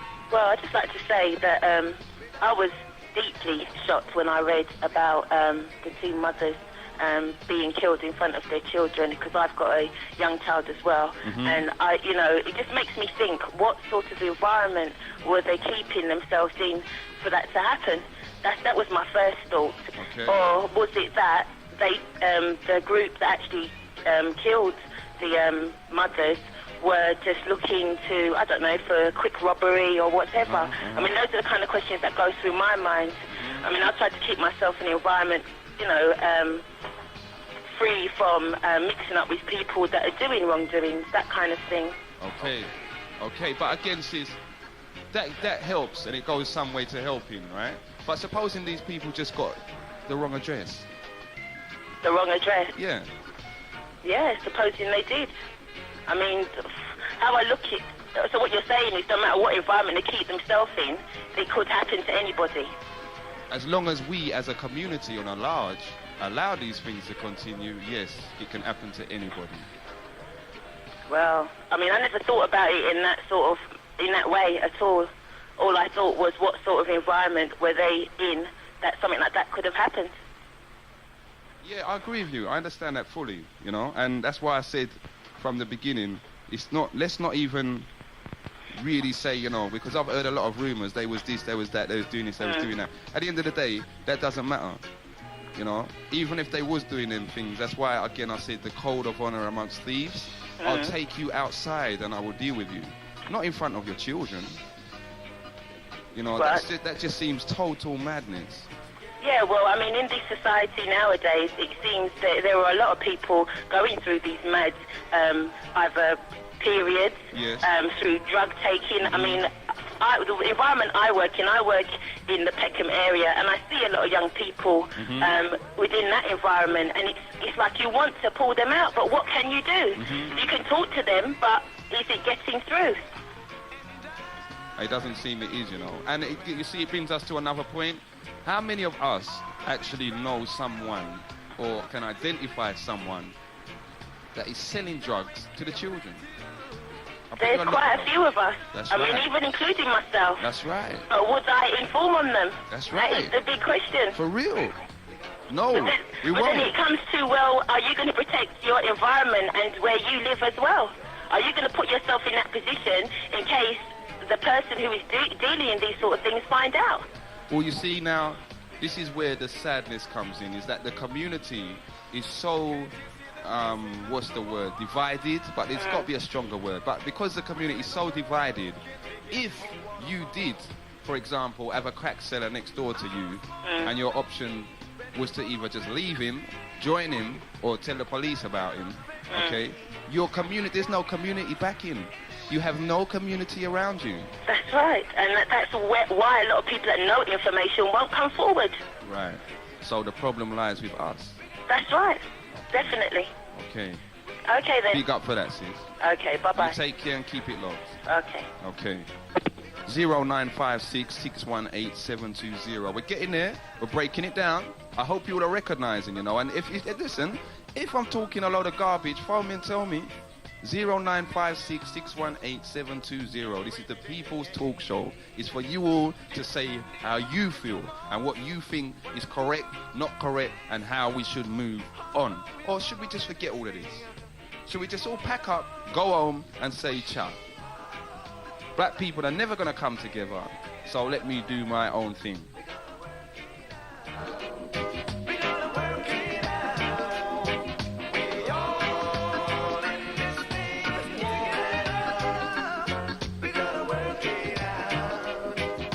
Well, there's a nation of people in the motherland that's working it out. They're getting together. And there's more than one nation, in fact. Are we going to be left behind? Good afternoon, you're in tune to Genesis Radio. Good afternoon, Commissioner. It's Sister Anne speaking. Yes, sis. How are you? I greet you all and all the brothers and sisters who've tuned into Genesis. I'm very well, and how are you? Safe. I was just phoning to say, yes, I agree with what you've been saying this morning. the community, unity in the community, and it does begin in the community. And one thing I was going to point out is how black people kind of came together this week is the meeting of the archbishops in the church, read the homosexuality in the church. And if it wasn't for the black bishops from Africa who fought against it, they were able to overturn the decision. And this must prove that black people, when coming together positively and under the guidance of the Most High, that we can do things and we turn have got things. say. That's right. There is some. We have got some power, you know, behind us. You know, so boy, again, that is a point, you know. And for all of the people that didn't know, you had a first meeting in 10 years of all of the Anglican bishops, over 800 bishops in England from all over the world. And one of the issues they wanted to bring was gays in the church. And every black bishop, or what they call third world bishop, said categorically, no way. We don't even want to discuss it. We're not having it. And the people then had to agree. So it's right. It proves that black people, when coming together positively, we have got power and we can gain respect. But it starts with us. Okay. Big up for that. Yes, what I was going to say is, as black people coming together in the community, we've got a big baptism coming up. Okay. In Southend, and perhaps you could, over the radio, make all the brothers and sisters know and welcome them. Okay, we'll let them know. Yes. Okay, good afternoon and take care. You big up for that, sis. Okay, bye. Did you all hear that? The bishops then got together and knocked it out of court. And at the same time, for all spiritual-minded people that's never seen a spiritual baptism, give me a call on 0956 477 411. I'll let you know when, where, what time, and, you know, the finer points. Give us a call.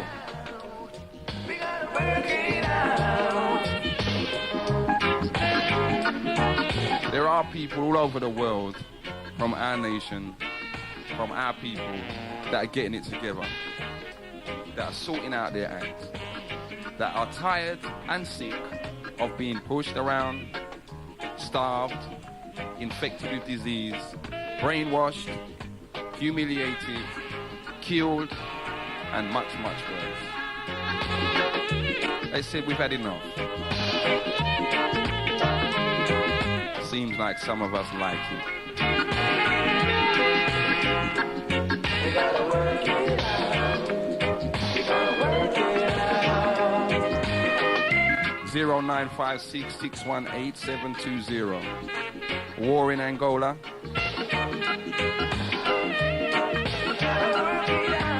I wonder who started this one now. Nice to see Ethiopia and Eritrea have sat around the peace table. And at last I started talking. People are working it out wherever you look. What about us? What about the London black community, the England black community? Huh? Are we working it out? If we're still in fear, if our women are getting shot in their houses in front of their children, it seems we have a very, very, very, very, very, very, very, very long way to go. And remember, we started off by saying, this tune, and if anyone can correct me, I believe it's more than 15 years old. And, boy, there was man saying it 15 years before that, and 15 years before that, and 15 years before that. Here on the ground,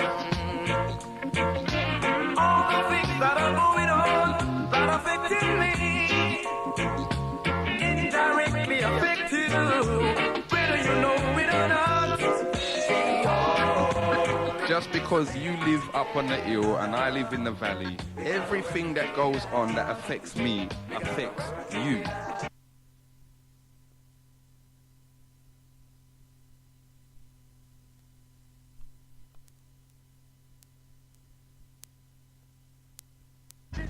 Genesis is about to start for the show. Genesis is about to start for the show. Genesis is about to start for the show. Genesis is about to start for the show. Genesis is about to start for the show. Genesis is about to start for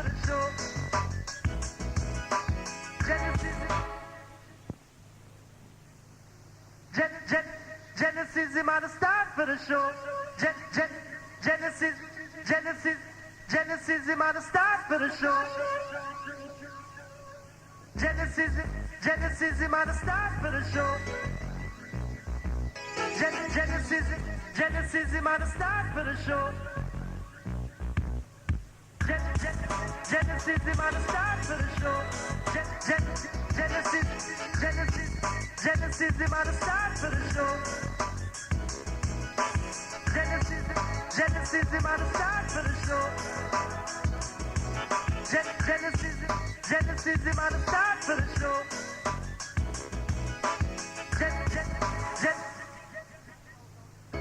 Right about now, this is half pipe. Right about now, this is half pipe. Genesis is about to start for the show. Right about now, this is half pipe. Genesis is the number one champion station in the land. So catch it every morning like midnight. Genesis is about to start for the show. Genesis is about to start for the show. Genesis.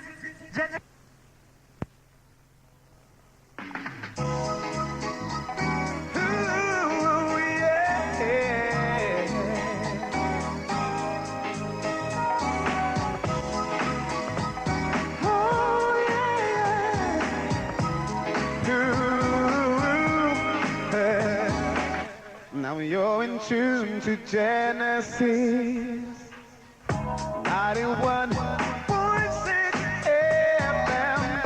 Don't you touch the tuning dial, because they're playing all your favorite sounds.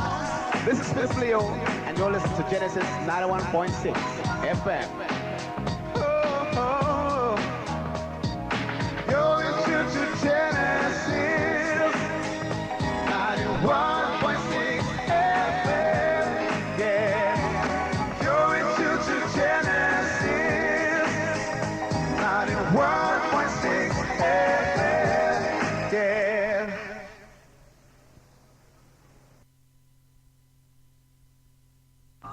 We, maybe in the beginning, could have disassociated ourselves and said, oh, it's a shame. It's just another black person. See? But look at the process. This is what we're talking about, the community and the power of the community. Young man died, nasty circumstances. The police investigated, covered it up.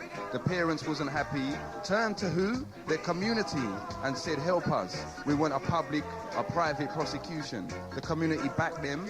Look where we've reached now. So what you all talking about? The community. Good afternoon, you're in tune to Genesis Radio. Okay. Yes.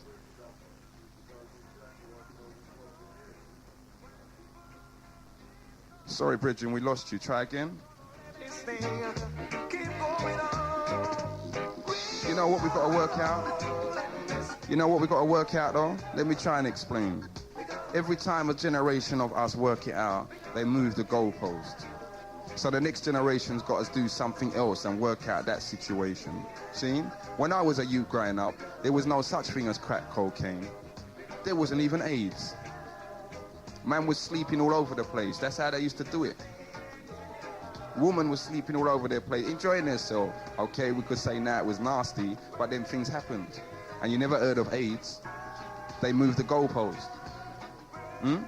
Biafra, when I was a youth, had famine. Terrible famine. They overcome it. They move the goalpost. So when we're talking about working it out,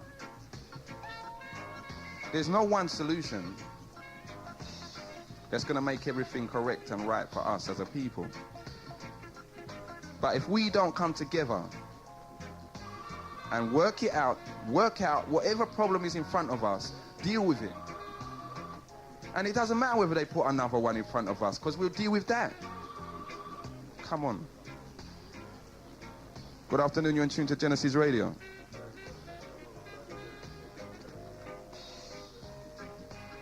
It seems so.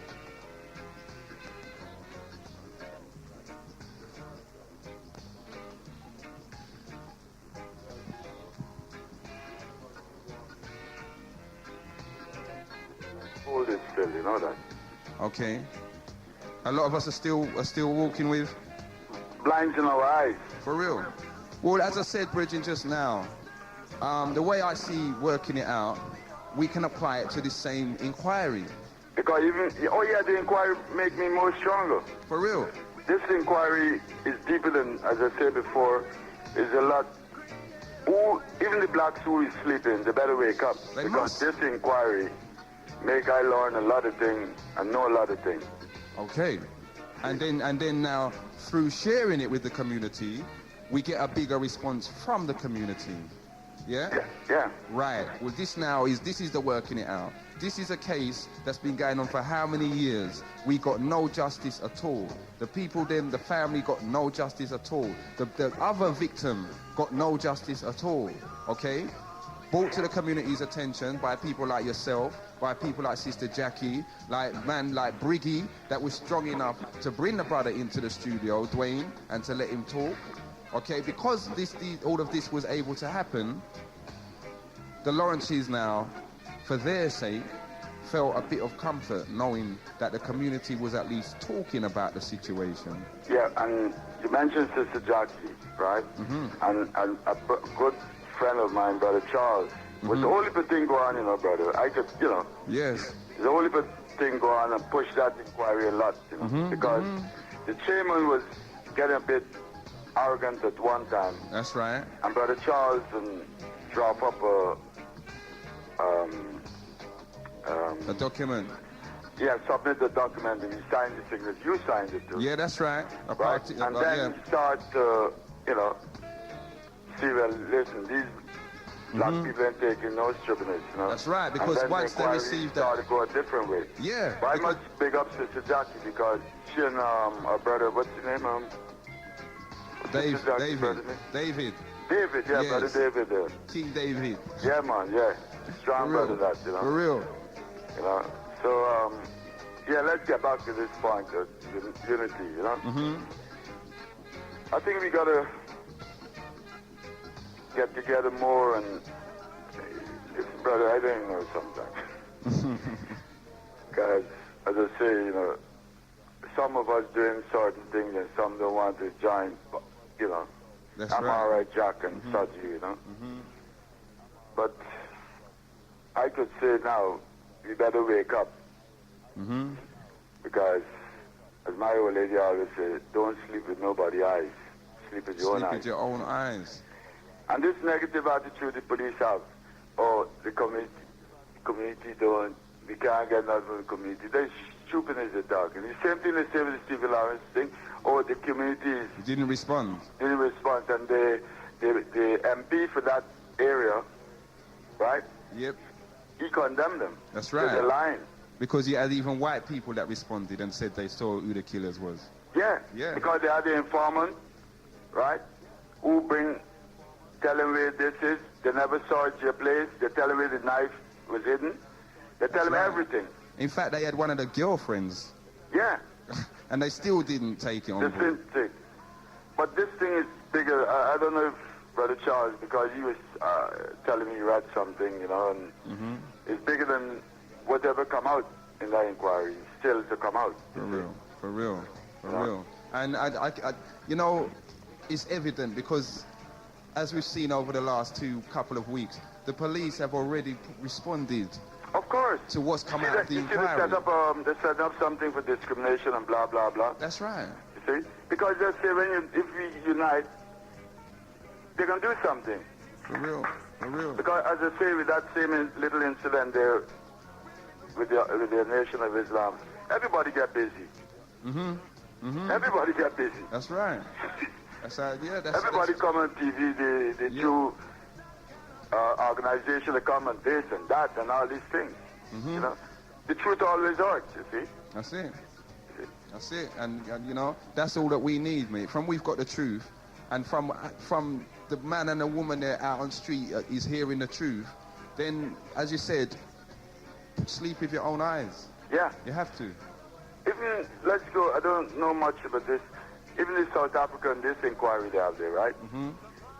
These crackers, they're not getting busy with the camera, because when was Sister Vinny, you saw how busy they were getting, and That's all right. this atrocity and all these other things there, I can't remember what. The clerk here, this criminal there, the murderer. Yeah. Right? They should put him in jail. Innit?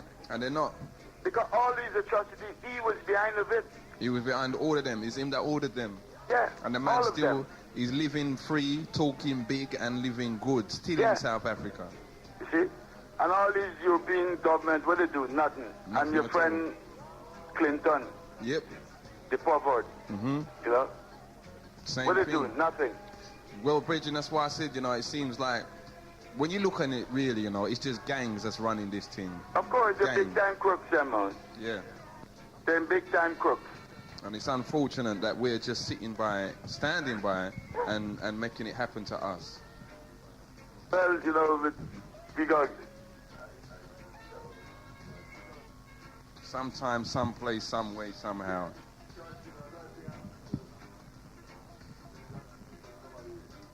Live a man, wake up, you have a job, and that's it. And you gotta pay buckets when it come. Mm-hmm. You don't worry about your other brother, you know? For real. For real. What happened to Brother Paul? I ain't hearing this morning, you know, because I used to hear him on the other radios, you know. I'm not sure. I think a lot of people, you know, as it goes, sometimes when we're off for a while, it takes them a bit of time to realize that we're back on. I know. You know? All right. But big up for your call, brother. Because nobody didn't call, you know, so... Okay. Well, you know me. I'm just going to keep going. Yeah. See? You take care. Yeah. Keep it locked. 0956-618-720. That's the number that gets you through to the People's Talk Show. Genesis 91.6 FM.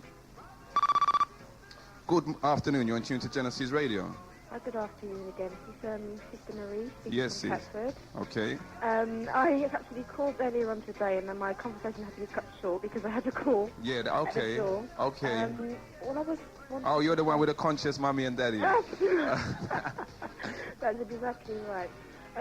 What I wanted to say was, I mean, because obviously there's a lot of things I want to say, but obviously there isn't that much time. We're going to have enough time for callers to call in as well. Talking to the phone a bit more, sis. Yeah, okay, right. You hear me? Yes. Okay. No, what I wanted to say was this. I mean, when I did comment on the Stephen Lawrence inquiry, and when I commented on the reaction that people had to the Nation of Islam.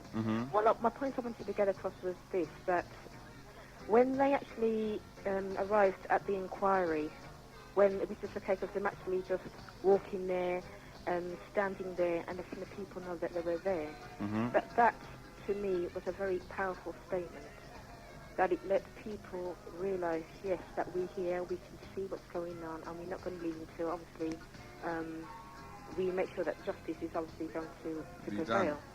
And when they were actually standing there, when they actually had the monitors there so that the majority of people that were there could actually see the actual inquiry as it's happening, when they were standing there, they were talking to each other through the little mouthpiece. That's right. And that was very strong statement, even when you had the camera people saying, no, can we speak to you? And they went, no. That wasn't in it. Yeah, it was the case of, we are discussing what we need to discuss, and this is what we need to discuss for whatever reason. And, we're not going to be frightened and doing this and that. We're just going to put you on edge because you don't know what we're talking about. But it's a case of, you know that we're there. That's right. You know that we're there, and we're not, you don't know what we're going to be talking about, but we're there, and we're there for, obviously, for a good cause, and to make sure that they do their job properly. So you see, now you've touched the point. One of the things that put a lot of fear then into the establishment again at that particular event, on that particular day, at that time, one of the factors to that situation happening was that every man had his communication, he was in contact with his brethren, they was all talking to each other. Okay, even though the others now, the establishment didn't know what they was talking about. But that had to be one of the factors because, as you said, it shows a presence of organization, of control, and of communication with each other. That's right. That is exactly right. I mean, fair enough, there's not going to be people that are obviously members of the Nation of Wisdom. There are other organizations. Whether or not, you go to church or not, or you're in some kinds of religious organization or not, as long as you have the notion or the idea that you want to make sure that as far as black people concerned in this country, that they are treated fairly and that they are well looked after. And if, for some reason there's any injustice, that you make sure that, that things have gone about the right way. Or if people don't realise, that they're doing something wrong, that you point it out to them. But you make sure that they actually know that you are on the case, that you are aware of all the things that are going on. That's right. That they're being and that watched. You are in contact with your people. That's right. You are in discussion with your people. Don't let them think that, we're just sitting there and accepting. Because, we let's not be, in this case, we're not going to be too humble, and I'm going to tell everyone out there, everyone knows, everybody knows, the government, the family, the police, everyone knows that Genesis Radio played their part and made them know, said, look, we're watching, our people are watching, they're communicating with us, we're talking with each other. If I miss today, someone else will tell me what happened today, and I'll be there tomorrow. And that's how we've had to play it to get to this situation now. Up to the point, someone said to me, boy, you was out of order in one particular show when we just put it straight to the Home Secretary, look, open the inquiry. Both within 2-2s, a new inquiry. So Genesis have done their part. Now that is just, Genesis is all of us. Genesis isn't me standing up here in the studio. Genesis isn't any of the other presenters standing up in the studio. Genesis is the whole community. That's right. And another thing as well, when the 5 there, as far as I'm concerned, killed Stephen Lawrence, I mean, if they want to argue with me, I'll give them my address, they can argue with me at my own house. Or sue me if they want to. But, they, as far as I'm concerned, they killed that man. That's now, right. when they actually swaggered out of there after the inquiry, and it was very cocky, look, the way that what they were actually trying to portray was this: we're getting away with it. That's right. We're getting away with it. Look, that's the right. establishment is on our side, not yours. Ha ha ha. This is our country. You understand? I actually wanted the people, even though it was hard, and I can really understand that people will get very sort of angry and upset with the way that the inquiry had gone on and the way that these guys are just sort of very blatantly couldn't care less about anybody's feelings. But when they actually came out of the inquiry, if everybody outside stood in silence and just observed them, watched them, didn't say a word, watched them, just walking down it, do you think they'd be actually struggling and walking out there to sell coffee? I don't think they would. Well, I'll tell you the truth, one thing that made me laugh about that inquiry, and it's very hard to laugh where tragedy is involved. But also in tragedy, sometimes there is an element of humor. Yeah. Okay? Now, the element of humor out of the tragedy in this was when they did walk out, the response of the people. Now, at the end of it, as they was going off, if you saw them white boys' face properly, that point there, they look totally afraid for their life. And I think it is more the case of the amount of people that were there. For real.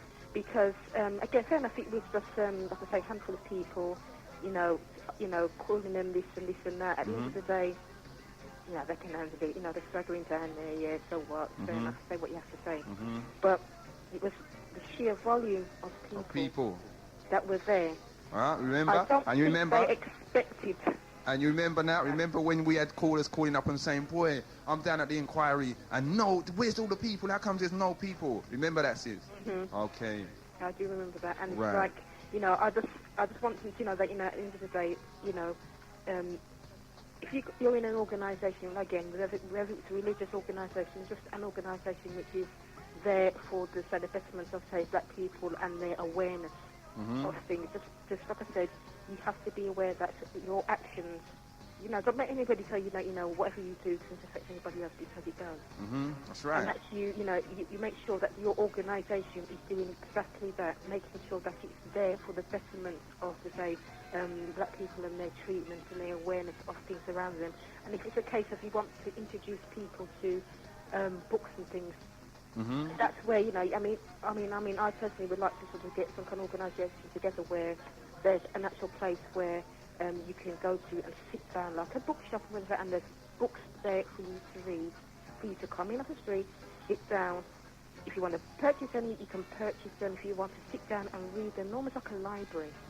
You can go in there and you can, there's books for you to read, and there's information there where you can actually go to classes, sit down, where you can just sit there and talk into your heart's content, but to actually make sure that when you go to these discussions that you are getting some kind of feedback, some positive feedback, and some action. Not just sitting there talking and you're going home, but that something positive is going to come out of that. And make it a rule that, for every class that you have, every, discussion that you have, that there's something concrete going to happen, that something concrete is going to come out of it, that you're actually going to come together as people and actually get the ball rolling. That's and it. To keep chasing it up and making sure that it is actually followed through. So, that's the most that we can do, isn't it? That's right, because I said, and until we do that again, we can sit there and moan to each other at home and go, I don't like that, and then nothing comes of it. That's right. Get together, even if it's in your own family. You've got relatives. Get together as a group, because if you just start like that, if each person starts in as a group, starts doing something individually, and trying to to incorporate people around them to sort of get them thinking, get the brainwaves going. That's it. Just be motivated. We've got to be motivated. Because if we haven't got that, then we are incredibly lost. And like I said, there's a lot of black people walking around are completely and utterly lost. Big up for your courses. And to you too. You take care now. All right. Okay. Keep it locked. And you too. Bye. 0956618720. Get focused. Get active. You know what? Genesis has been off the air for a while, yeah? Now, you all know that we've always tried to represent the community. Encourage people to talk to each other. Encourage people to meet and exchange information. Again, and we said this before, and I'm going to say it again. I'm saying this.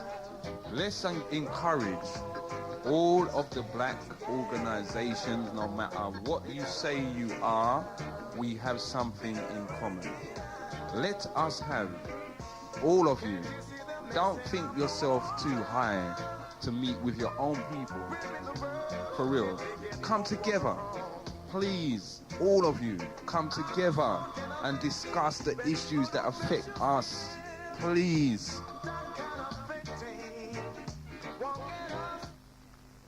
Genesis Radio. Good afternoon. Can you talk into your phone, sis?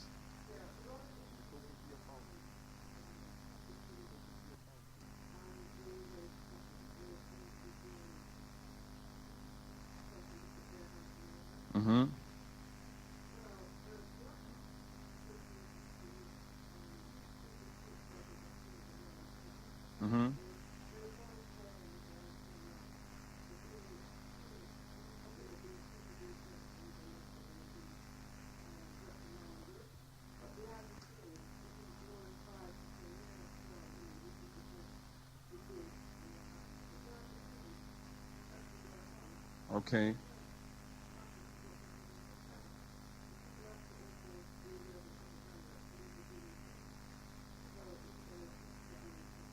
There's a lot of things that's not being done. Okay.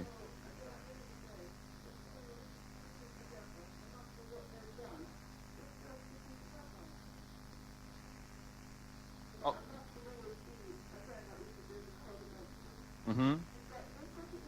Of course. Of course. This is very hard for me to say, but I commend the two black spokesman for the police who actually had the nerve to actually come out and saying, listen, black people, don't be fooled because this is actually what's going on behind the scenes. Yes. You know, I commend them for that because they put their necks on the line. So they put it on the line. Yep. And that was from up north, Merseyside way, for the Metropolitan one. And the guy, when he was talking, you could tell that he was shaking. He was like, boy, I wonder if this is the right move, but I'm going to say what I got to say. Yeah, and that's right. That I commend them for. So it's still, I mean, they're black guys and they're in the police force. Black men. And they're, and they're actually saying, you know, that there's still a lot that's there's still a lot that has wrong. to be sorted out at the end of the day, and they have to get their house in order, and they're actually making that little difference within such a harsh environment, you have to say, and that's, you know, their strong code is no. All right, we'll let them in through the back door sort of thing, but they're actually having a voice. Well, you know what, again, from Genesis, right, any black policeman that is in, you know, currently serving, and has found the courage to actually come out and talk about what is actually going on in there, then we will hold up our hand and say, yeah, well done. You know, because you found the courage. Said, that's why I said, you know, I commend them because you paint everybody with the same brush when they put on that uniform, right? But for them to actually come out and actually say that, as I said, it shows they've got a conscience and that they're actually doing something to rectify a lot of the things that the perception of people in the black community have about black policemen in the community. And that's hard for me to say, as I said, because at the end of the day, I was one of those that painted them all with the same brush. And so, okay, it works both ways, though, because at the same time, and I know people say, boy, Commissioner, you shouldn't be like that. But I think a lot of what they actually done, again, was in response to the black community itself and in response to how far we've come down that particular road. And they would have seen and, you know, summed up in themselves and said, well, yeah, this is the correct time to do this. I agree with you because I think it just, the Lawrence case, which shouldn't have been, was their platform for them to air their voice. That's right. Right? So it gave them a little sort of, right, this is the platform now we can actually say what we've got listen, to say. people, what's being said out there and what's actually being done behind the scenes, two different things. So, but as I said, I commend them, and if they continue to do that, to show the black people that they are trying to make a difference within the force, there can be some collaboration between the community and the police to actually say, well, yeah, we know that the brothers that are in the force are actually trying to actually make a difference. To get us some change. That we can get a justice for ourselves, Okay. Well, us now, for our part, all we've got to do is back that up. And in terms of the community, let us now all try, you know, to get some change. And all I can say is that, you know, those so-called bad boys that are going out there shooting at the mothers them in their yard, they have mothers and fathers as well. That's the truth. Right? They have mothers and fathers as well that know what's going on. That's right. That know that their boys are bad boys, in the sense whatever bad boys is. Yep. Right? Yep. So at the end of the day, they have responsibilities as well as parents. Because at the end of the day, when it comes on the TV and the little boy is passing across the TV saying, this is the murder of da-da-da, how are they going to feel? They're going to feel proud to know that, oh yeah, my boy bad and da-da-da. You know, talk to your children. Find out exactly what they are doing. You know, and then put a stop to any things that they're not doing that's not right. But as you know, I'm sure you know, in a realistic world, you're not going to know everything that your children are exposed to, put it that way. Yeah, but sometimes, you know, I'm sure you're not that naive that you don't have an inkling to know that, he's moving with that set of people. That's right. They're involved in this, they're involved in that. You know, you can't be coming to the door, hi, Mom, hi, Dad, and, you know, that the people he's just come off the road with them, you know what I mean? And then you have to... and I was just going to say, then you have the single mother who's sent her son out this morning. He's 9 years old. Sent him out 20 pence in his pocket. He came back home at 8 o'clock with a full fridge load of food. And she doesn't ask no questions. Just puts it in the fridge. There was a documentary, well, sort of a documentary film on TV about this Hispanic family. And again, the same sort of thing where the girl, she was the eldest, and she was looking after a younger brother and what have you. Mm-hmm. And again, he'd go out one day in rags, then he's coming in with trainers. Yep. And she's been a woman now. She had to take on the part of like saying, you know, she was beating hell out of this little boy and saying, you know, don't go down this road and what have you. And he's going, well, he goes, you're not giving me no money. I have to get money from somewhere. Somewhere. To, you know, beat him. But at the end of the day, she actually won. Mm-hmm. Yeah, she actually won because, you know, she showed him that, boy, when your ass gets pulled in by the police and they start to beat you, otherwise you can't say nothing. That's right. Because you're going robbing around and giving people drugs and stuff like that, and that's what happens to bad boys. You know? Unfortunately, but that, you see, that message needs to get across more. And again, see, you see, there's another problem. You know, a lot of the bad boys that we're talking about are big old 40-year-old men. You know. Well, the women are out there supporting them. That's right. Even them putting food in their mouth and saying, you know, not saying nothing. Talk. For real. Talk, man, because, you know, there are other ways to make a living. Okay, she's big anyway, up for that. that's my, all right then. Thanks for that information. And you take all right, care. Then. Thank you as well. See you. 09566187220. Seems like the ladies today are in the house listening to the radio. They're the ones that are responding. Boy, some of you men out there, I don't know. When it comes to lift up on a hand to thump down a woman, you're fast and you're ready. But when it comes to representing your community or giving them some food, some substance, some words of substance, you lock up your closet door and sit in the dark until the People's Talk Show is finished. You're tuned to Genesis Radio 91.6 FM. Commissioners in the house, and this is the People's Talk Show. Boom day out there today, eh? Summer's here. So in all that joy, you know what they say, it always tends to be the case with us black people. Every summer they've got this attitude, they get hot and jumpy and running all over the place and are uncontrollable. They're like wild animals, they are, truly. I don't know what's wrong with them. Well, young people, be careful out there. You know what I mean? I know we're in the summer vibes, but, you know, don't do nothing to make no one say rare.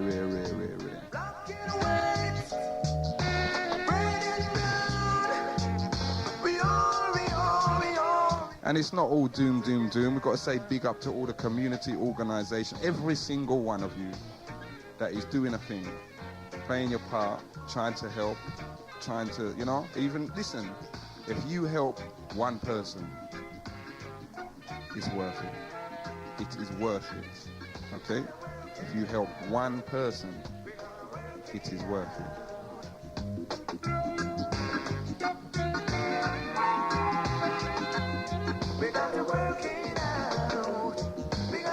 Now, if we go international again, we had some international. You heard about them 800 bishops. We done a little talk about the Gambia and how the president there has just gone clear. And I've got to say big up to Brother Nana and Brother Nana.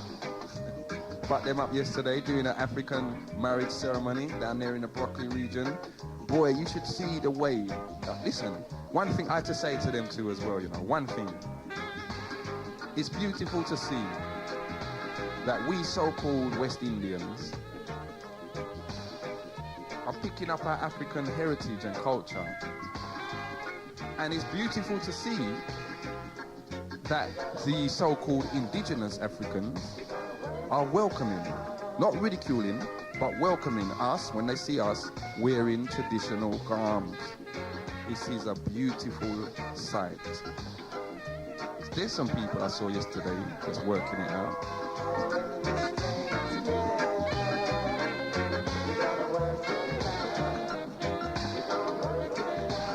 0956-618-720 gets you through to the People's Talk Show, Genesis 91.6. And we've got the last mile of the way. Who's in? Is it Senator coming in after? But we're just going to keep it rolling. If you've got anything to say, you know, anything that you think we've missed, anything that you think is rubbish that you heard, give us a call. 0956-618-720. And as well, we're going to go on an international level again. I am disgusted. I totally denounce it's just, I haven't got the words for it. But you see, whoever set them bombs in Kenya and Tanzania, is it Tanzania? Whoever set them bombs there, 77 people were killed. Not one of them was an American, but they said they was blowing up the American embassies. Listen, whoever you people are, you know, I hope whatever God you serve condemns you in your own iniquity. Good afternoon, you're in tune to Genesis Radio. Good afternoon, London, how you doing? Yep, London's safe. I don't know what's the topic or what you're chatting about with Dr. Owen MD, musical doctor, yeah? Yes, brethren.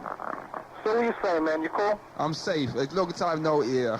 Yeah, man, you've been off the scene for a while, it's been bad news for communication, man. Yeah, you know, brethren, if they can deal with the communication and stop us talking, then they got a chance.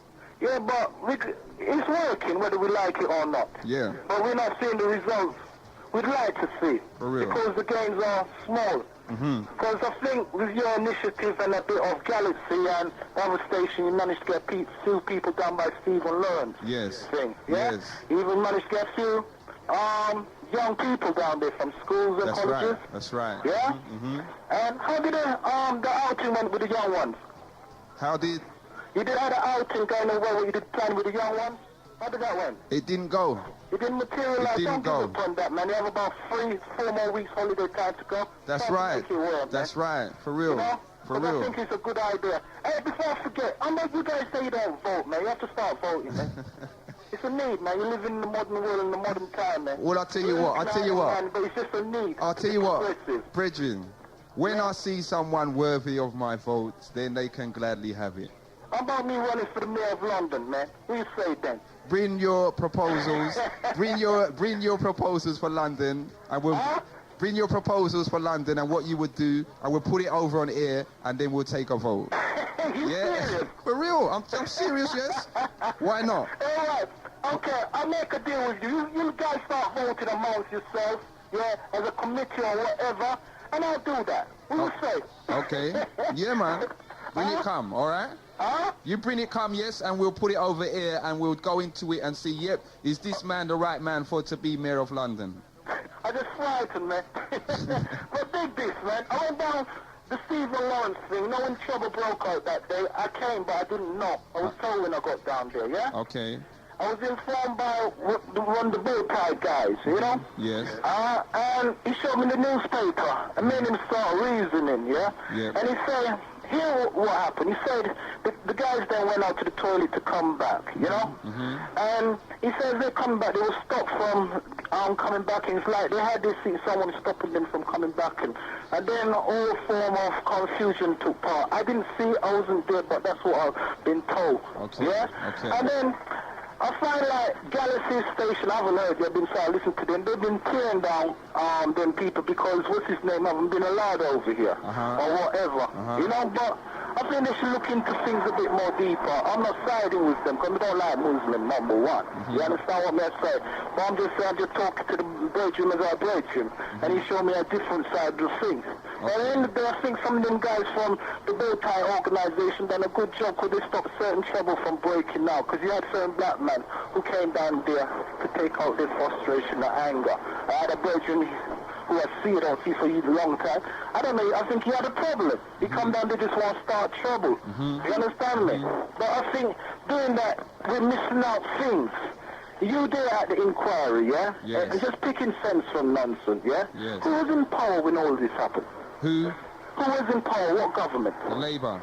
When all this happened with Stephen Lawrence, who was in power? The Conservative. Okay, now, who was the MP for that barrel? The Conservative MP? Okay, now, and then, now, let me look into the espionage, Mission Impossible, stupid stuff, from a TV point of view. Yeah. Then people ought to be charged for all those different form of things, breaking the law, MP, because the Tory didn't want to make the public hear or know anything about it. That's right. And then just show make a point of view and bring up certain things, you being in this.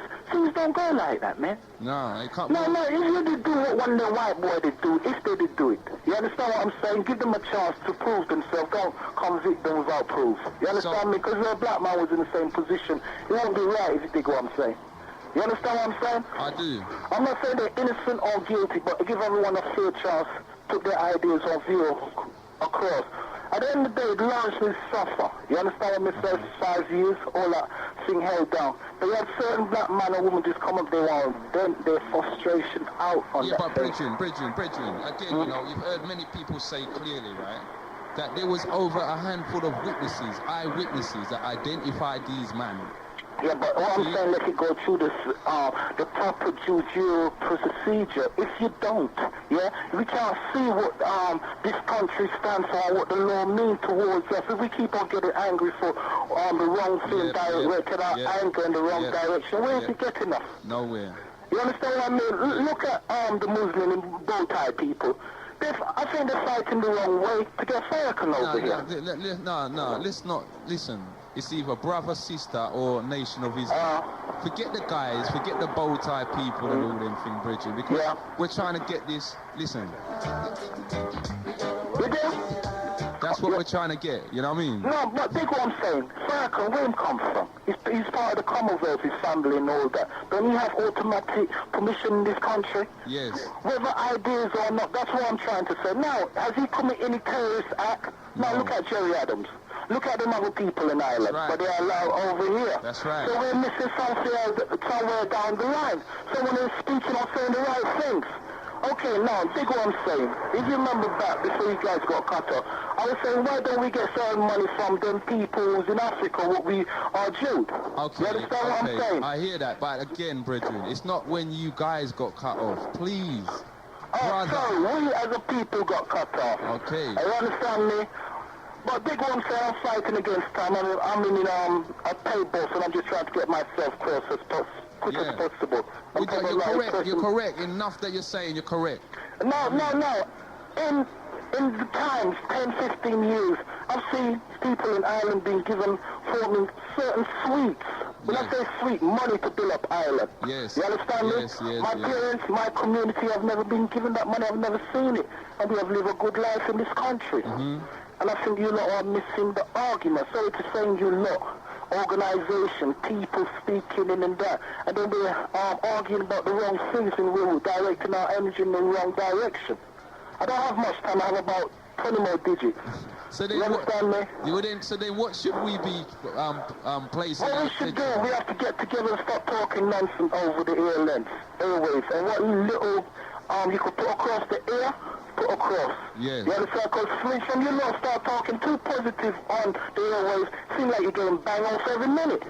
You understand me? And I was saying, you have to teach them brothers on the radio, respect how the people think, man. Whether it's right or wrong. Mm-hmm. You understand whether they feel good or bad? You tell me about the bow tie people. Mm-hmm. I don't want to say Muslim all the time. You understand? But you can dig what I'm saying when I'm talking simple. Well, that's why I said to say. That's why I said if you don't want to say that, then say the nation, because that's what they call themselves. You know what I mean? But I'm not part of that nation. You understand what I'm saying? Yeah. All I'm saying, I think after all that happened as well, they made themselves look wrong. Mm-hmm. When I say wrong, they tried to see someone on TV or Malcolm X book and tried to portray that after what happened to our elephant. Mm-hmm. Yeah? Mm-hmm. So, what I'm trying to say, we need to get together as a people, a nation, or community to work out certain things, and we air our petty difference behind closed doors, not in public. That's right. You understand me? That's right. But can you push the issue with the policeman, the MP, with the Stephen Lawrence thing, because everyone is missing that point. If them policemen didn't know what's happened, and probably the Tory MP knew what happened, that it's a big cover-up, a big something going wrong. And tell Ron and other brothers keep up the good work, and say respect to that white guy who was on TV and telling the policeman they do wrong, they do wrong, they do wrong. There's not many white men like that, you know? Okay. Okay, London, Genesis FM, black people, white people, everyone, indifferent, everybody hold tight. Go on, yeah? Okay, man, one love. All right. 0956 618 720. As we said last part of the show, did you hear some of the things the brother said there? Well, no, we're not going to hear our own stuff in public. You're right. I was going to say something regarding some information that you gave off there, but leave that for another day. It would be ironic, though, if what you said about them, the nation going to the toilet and not being allowed back in, it would be very ironic if that was the case. Because we had a similar thing. I don't know if you all remember when we had our first Black Awareness Day. It was a kind of similar thing. Never erupted in no scuffles or nothing, but it was a kind of similar situation, if that was the case. And it would be very ironic. 0956 618 720. As I was saying, whoever let off those bombs in Africa,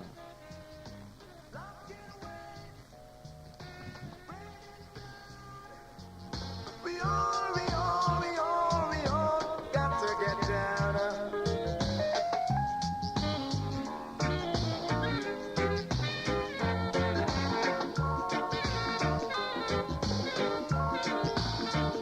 you know what? On the whole, we're looking pretty good.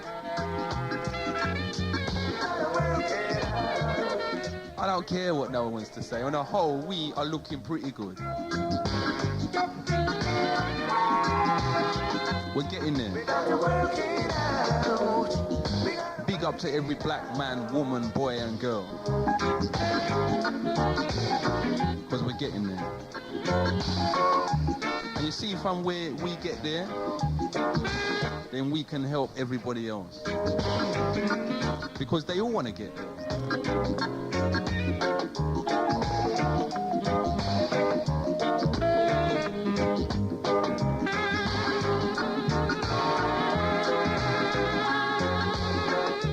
Show in a couple of months, and boy, it's been nice so far. You know what I mean? You all don't go to sleep now. Is there anything else out there you want us to know? From next week again, we'll be, giving out some more community information over the year as well, in terms of events, stuff for the children, the young people. We'll be letting you know where you can go, what you can do. And we're in this time, parents? Got the children home. How many of you know that they're home for 7 weeks, not 6? 7 weeks! If there's any children out there listening, you want to give us a call. Tell us what you've been doing so far. You know what I mean, for this summer break. How's it going? Is there anything to do in London? Is there anything to do in the streets out there? Give us a call, let us know.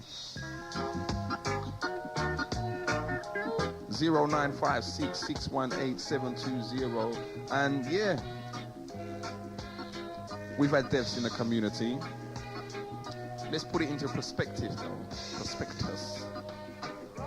For the amount of people here as a community, things haven't got completely out of control yet. There is still a possibility that we can stem this tide of violence that is on its way towards our community. It's like a cancerous growth, destroying us from within. It seems so. But it hasn't reached ultimate crisis stages yet. And we can avoid that. We can stop that. We have proved to ourselves. And it's unfortunate it took a murder again, but we have proved to ourselves yet again that we can come together on an issue and deal with that issue until we get a result. And it goes beyond that, because if we're not happy with the result, there's another stage. So it's not even a matter of, we've done it and everyone go about their own business. Because if we, and it may be a sad thing to say, but this has gone beyond the family now. Beyond the family. The family feels the loss the greatest, but it has gone beyond the family. This belongs to all of us. That's why we've all got to work it out together.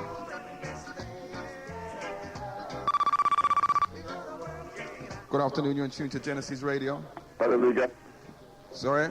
So we got to keep the show going, nobody phoning. Yeah. Right, you said we're going to get there, but till we get there, we got to eliminate some of our own. It seems so. Or try and take this brainwashing out of there. Eliminate the fear that is within them. Because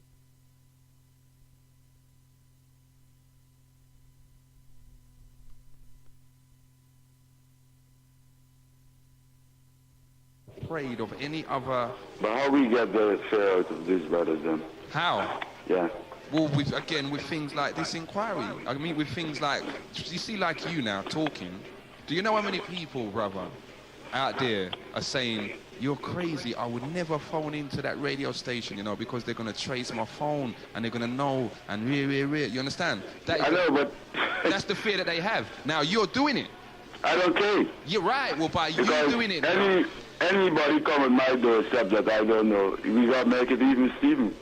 Right, but by you actually doing it, by you phoning in now and saying what you got to say, you're showing them people, well, you know, what's the fear? What? Listen, we're big people, we should be allowed to talk about what we want, when we want. Yeah, you know? As we go so far, right?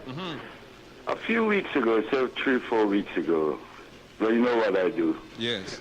I got a phone call, and this Caucasian bloke said that he was trying to get through over but 7 times. Okay. So I said to him, my friend, if you're trying to get through and you didn't get through, nobody was on the phone. If you think the line is bad, report it to the BT. BT, yes. This cracker say, who you talking to? You in trouble. So I said, listen, my friend, you little punk. Who you think you talking to? I'm in trouble. I said we were in trouble over 400 years. One more day don't make no difference. That's right. Right? And I just give him the French phrase, and he slammed down the phone. I slammed down the phone, right? But the next morning I go and I'm waiting for the other cracker to say anything to me. Yes. But he never say anything. Not a word. You know? Because the other cracker must say, tell him, but you don't bother me, as you know, Yep. Yeah. And again... But I just show these people think, I'm in trouble. Yeah.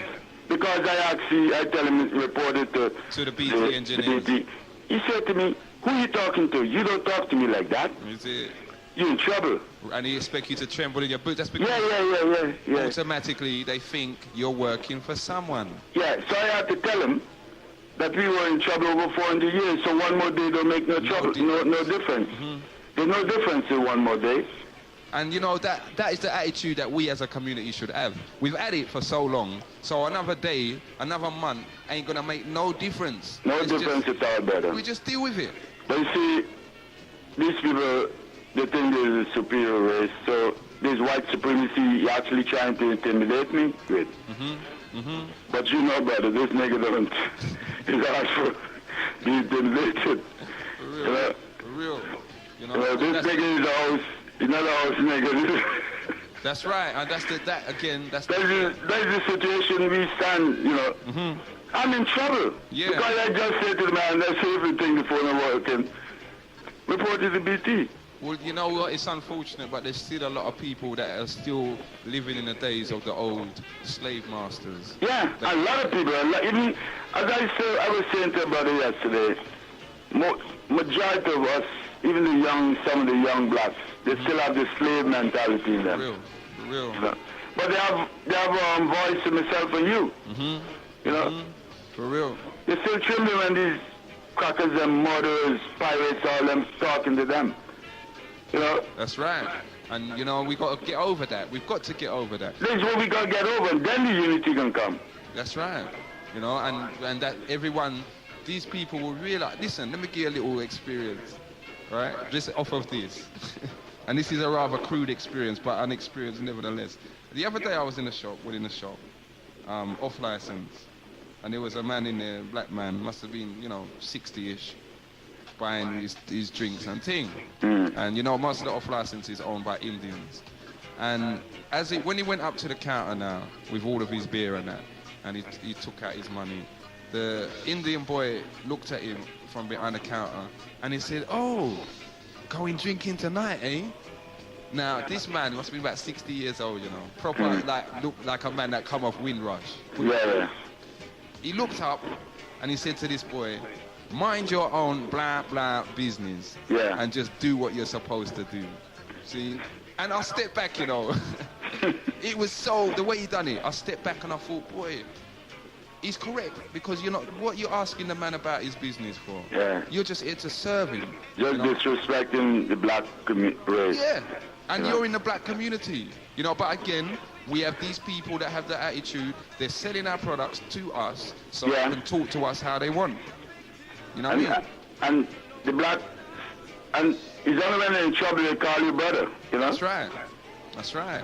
You know, but again, Bridget, as we said, it's the fear. If we can get the fear, we will get the fear out of the black, young blacks, and even the black community in the whole. Yeah. You know, get that fear, you know, out.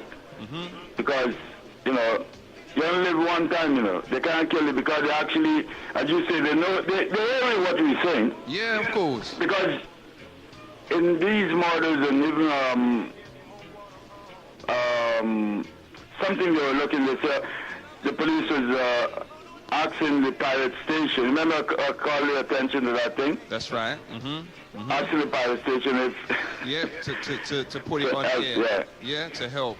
Yeah. That's right. So they know what we're saying, you know. They know. They know. And they know how powerful it is. Yeah. You see, don't think they don't know. These crackers, they know everything. And you know what? I think, again, Brother Ron, it just... There's a set of people out there that just need to wake up, man. Basically, they just need to wake. They better wake up. Yeah. As we say earlier on, they better wake up. Because if they don't wake up, when it's time to wake up, they'll be in bad trouble, baby. Yeah, serious trouble. It'll be too late, you know? Yeah. Too late. Too late, she'll be there crying. All right, let's see somebody. But these four sisters phoning today, brother. Their sisters phoning in. So where Brother P and all these great... They're all out in the sun, Ron. You understand? In the sun? Yeah, mate, they're out there in the sunshine. Trying to get suntan, all right. You take care. All right, brother. Keep it low. Yeah. 0956618720. That's the number that gets you through to the Big Genesis 91.6. A lot of women have phoned. A lot of sisters have phoned in today. The men not so much, a bit outnumbered. But still, that's how it goes. Sometimes it's the sisters that need to be saying, because the men are forever talking. So we need to hear the sisters saying as well. And that will balance out certain things that affect us and our community. So to all the sisters, big up, all mummies. Big up all aunties, all nieces. Big up, boy. I said it already. Black men, women, boys and girls, we're looking good.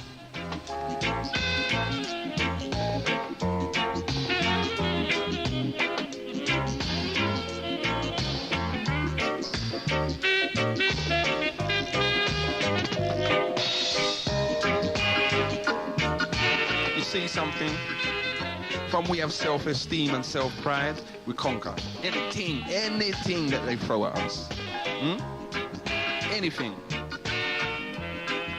So let's have it. Let's instill it in our children, in ourselves, in our community, in our businesses in the community. Let's take control instead of being controlled.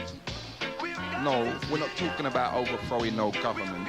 We're talking about taking control of our environment, of my street.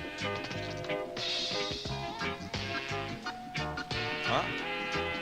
Now, is that too much for us to do? Is it too much for you, me, my neighbor, your neighbor, his neighbor, her neighbor, and all of the other neighbors to get together and say, here what? You see on this road here? We don't want this. We don't want that. You've got communities that do it, you know. You know, you've got communities in England that meet once a week or once a month and summon the police down and say, what are you doing in that area? How are you policing us? We want an explanation, and the police have to explain. You know? Shouldn't we be doing it? Maybe not. You know, maybe you, as I said, maybe you all think all you've heard today is a load of claptrap, rhetoric, heard it all before. Well, phone me and tell me that. 0956 618 720. We gotta work it out. We gotta work it. Coming up to 1:45. The hours of 2 o'clock.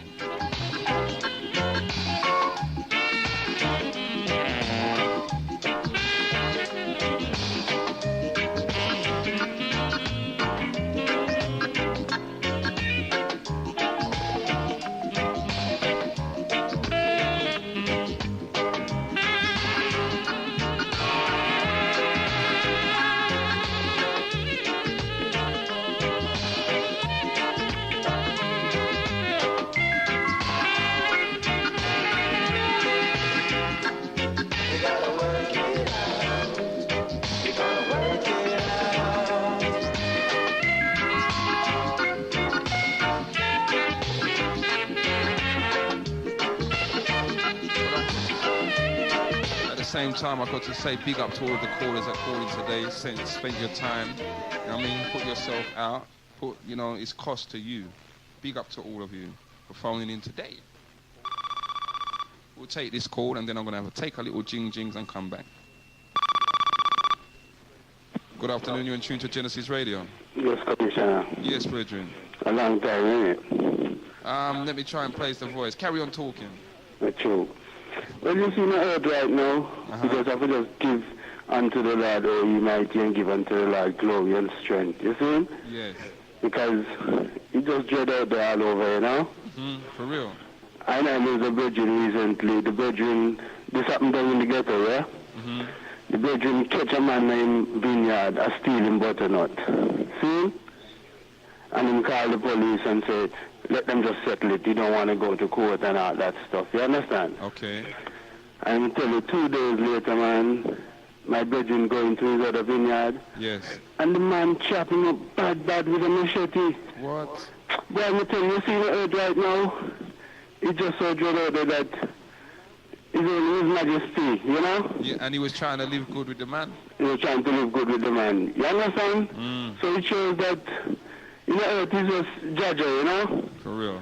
Yeah, man, and we just give thanks and praise still, and as Brother Ram said, everyone ran out and get sunshine and all that. Yes. We just give thanks and praise and keep up the works, you know? Okay. Because it is strength and it is uplifting still, you know? For real, brethren. All right. So we'll try and do our part. True. You know? Do the best that I can, you know? Yeah, brethren. And Rastafari, I live it, yeah? Okay. Truly. One love. Okay, some spiritual encouragement there, see? And it goes out to the whole of London. Do the best you can. And Father will do the rest.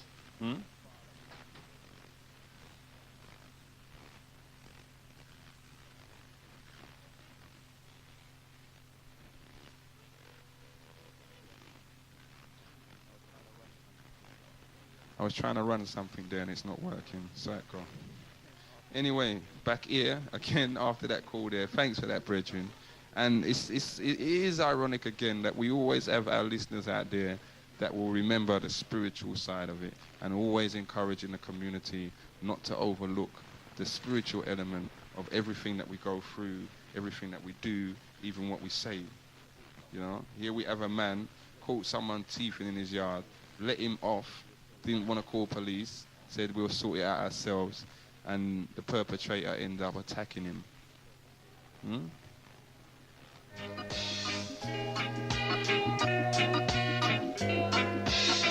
10 minutes to the hour of 2 o'clock, and boy, we're going to wind it down, you know. 0956 618 720 gets you through for the last 10 minutes of the show. Young people, haven't heard from one of you today. Can't we get one of you? Come on, there's got to be a young Genesis listener out there. Give us a call. Tell us what you've been doing for the summer so far. And it's only just landed, you know what, 3, 4, 5 days maybe. Just come. What's going down? Down here on the ground. All the things listen, going out to the drivers, have you all noticed when the sun's hot like this, how a certain race of people seem to have great difficulty controlling their motor vehicle?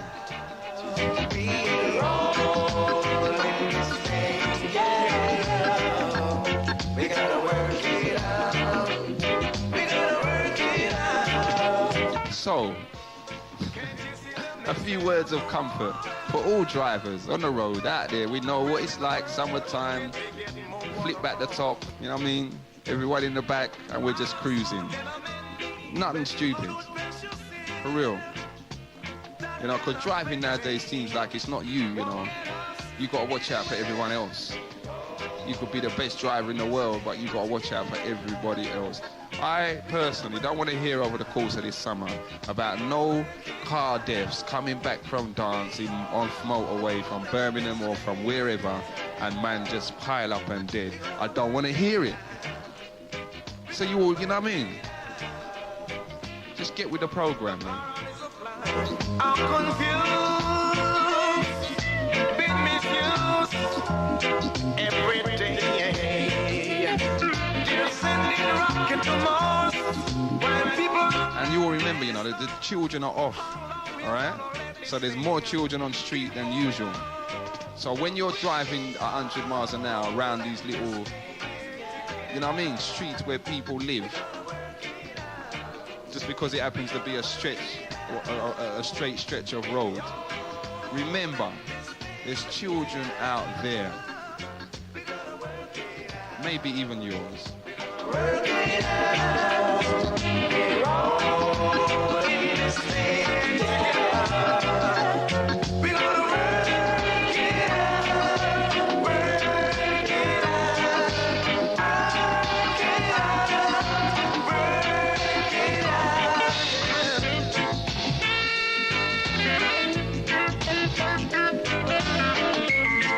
And we've got a fun-packed week coming up for everybody.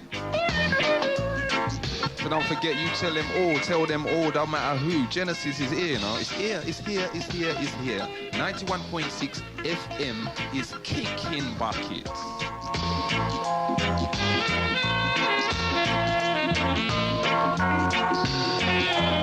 And don't forget, you can get me on the 0956477411.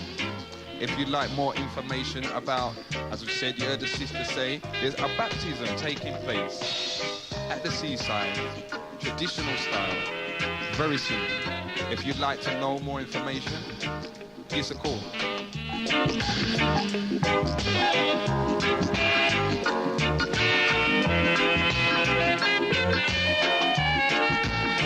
I told my brethren, for all them people that I've heard talk about Melchizedek, that's another matter anyway. We all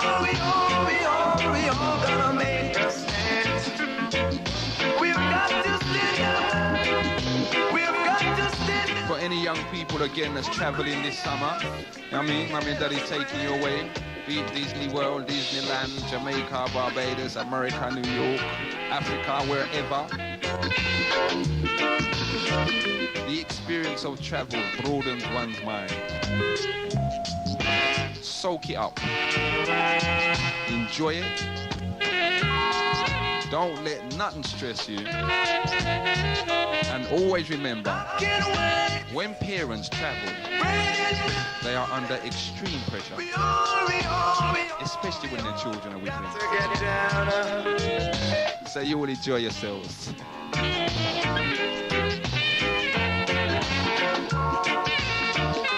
This is the People's Talk Show, Genesis Radio now, 91.6 FM on your dial.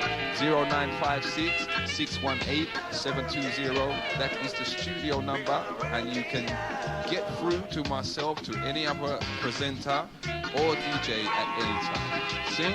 Remember that number, write it down, and just keep it locked to the big G1.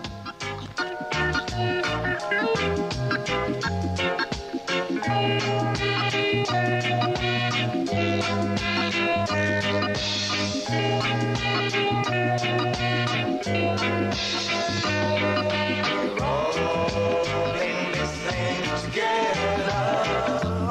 We gotta work it out. We gotta work it out. Yep, we got a truckload for you now. All in this thing together.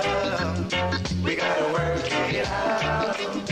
We gotta work it out. Just because you live high on the hill, and I live down here on the ground. All the things that are going on that affecting me indirectly affect you, whether you know it or not. We all in this thing together. We gotta work it out. We gotta work it out. We all in this thing together. We gotta work it out. We gotta work it out. Can't you see them messing up the water? Where in the world can they get more water from?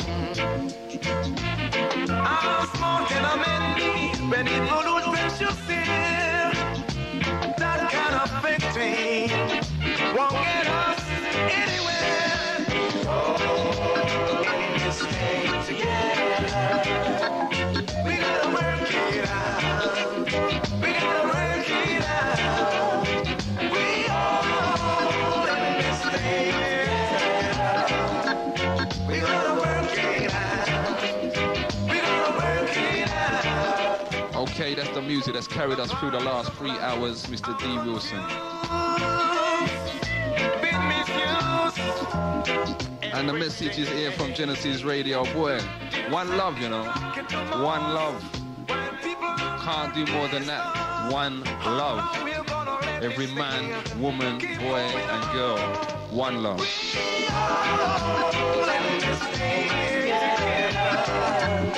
We gotta work it out. We gotta work it out. We all in this thing together. We gotta work it out. We gotta work it out. We're all in this thing together. You will take care, keep it locked. And I said we got a trailer load now. Now I said a truck. Then I said trailer. But there's another one. What's the other one? There's one bigger than both of them. See? The senators just voted. See? So it's just real sweet music vibes coming through to you all now on the 91.6. You will take care. Talk to you in a week. See? Don't forget breakfast show Thursday morning. You and I in the house, and with just information, and you know, we're gonna boom it up for the children. Okay? Keep it locked. Thanks for calling. Thanks for listening. Thanks for all the supporters. Big shout goes out to all of the Genesis family. One love.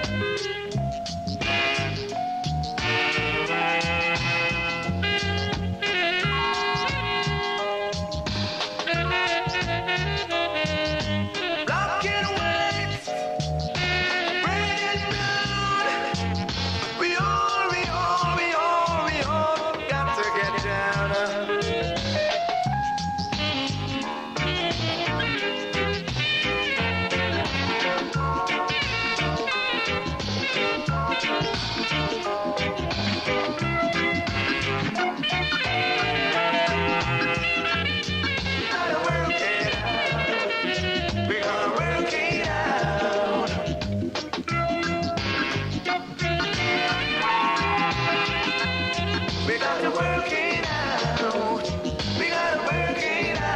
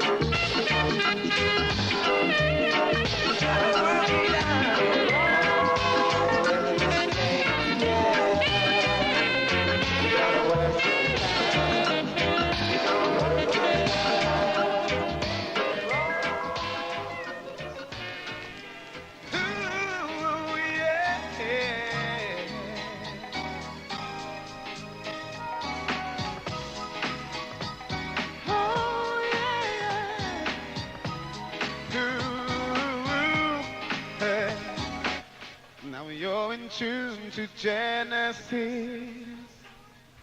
91.6 FM. Don't you touch the tuning dial, because they're playing all your favorite sounds. This is Philip Leo, and you're listening to Genesis 91.6 FM. Oh. You're in tune to Genesis 91.6 FM, yeah. You're in tune to Genesis 91.6 FM, yeah.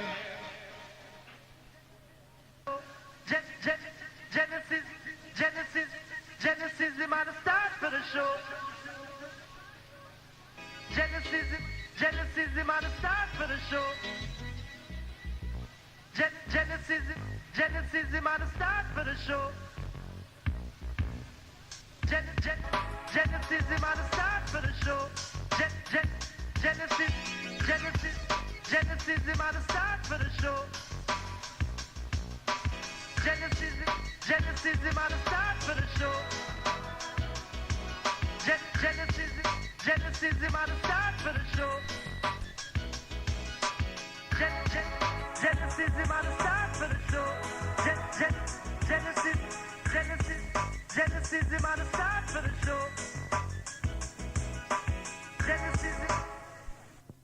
See, you want to find out the facts, because if you know the facts and you say that you're a Christian and you're one of the biggest Christian churches in England, you would have had your people out there on the day, because you know what Christ says.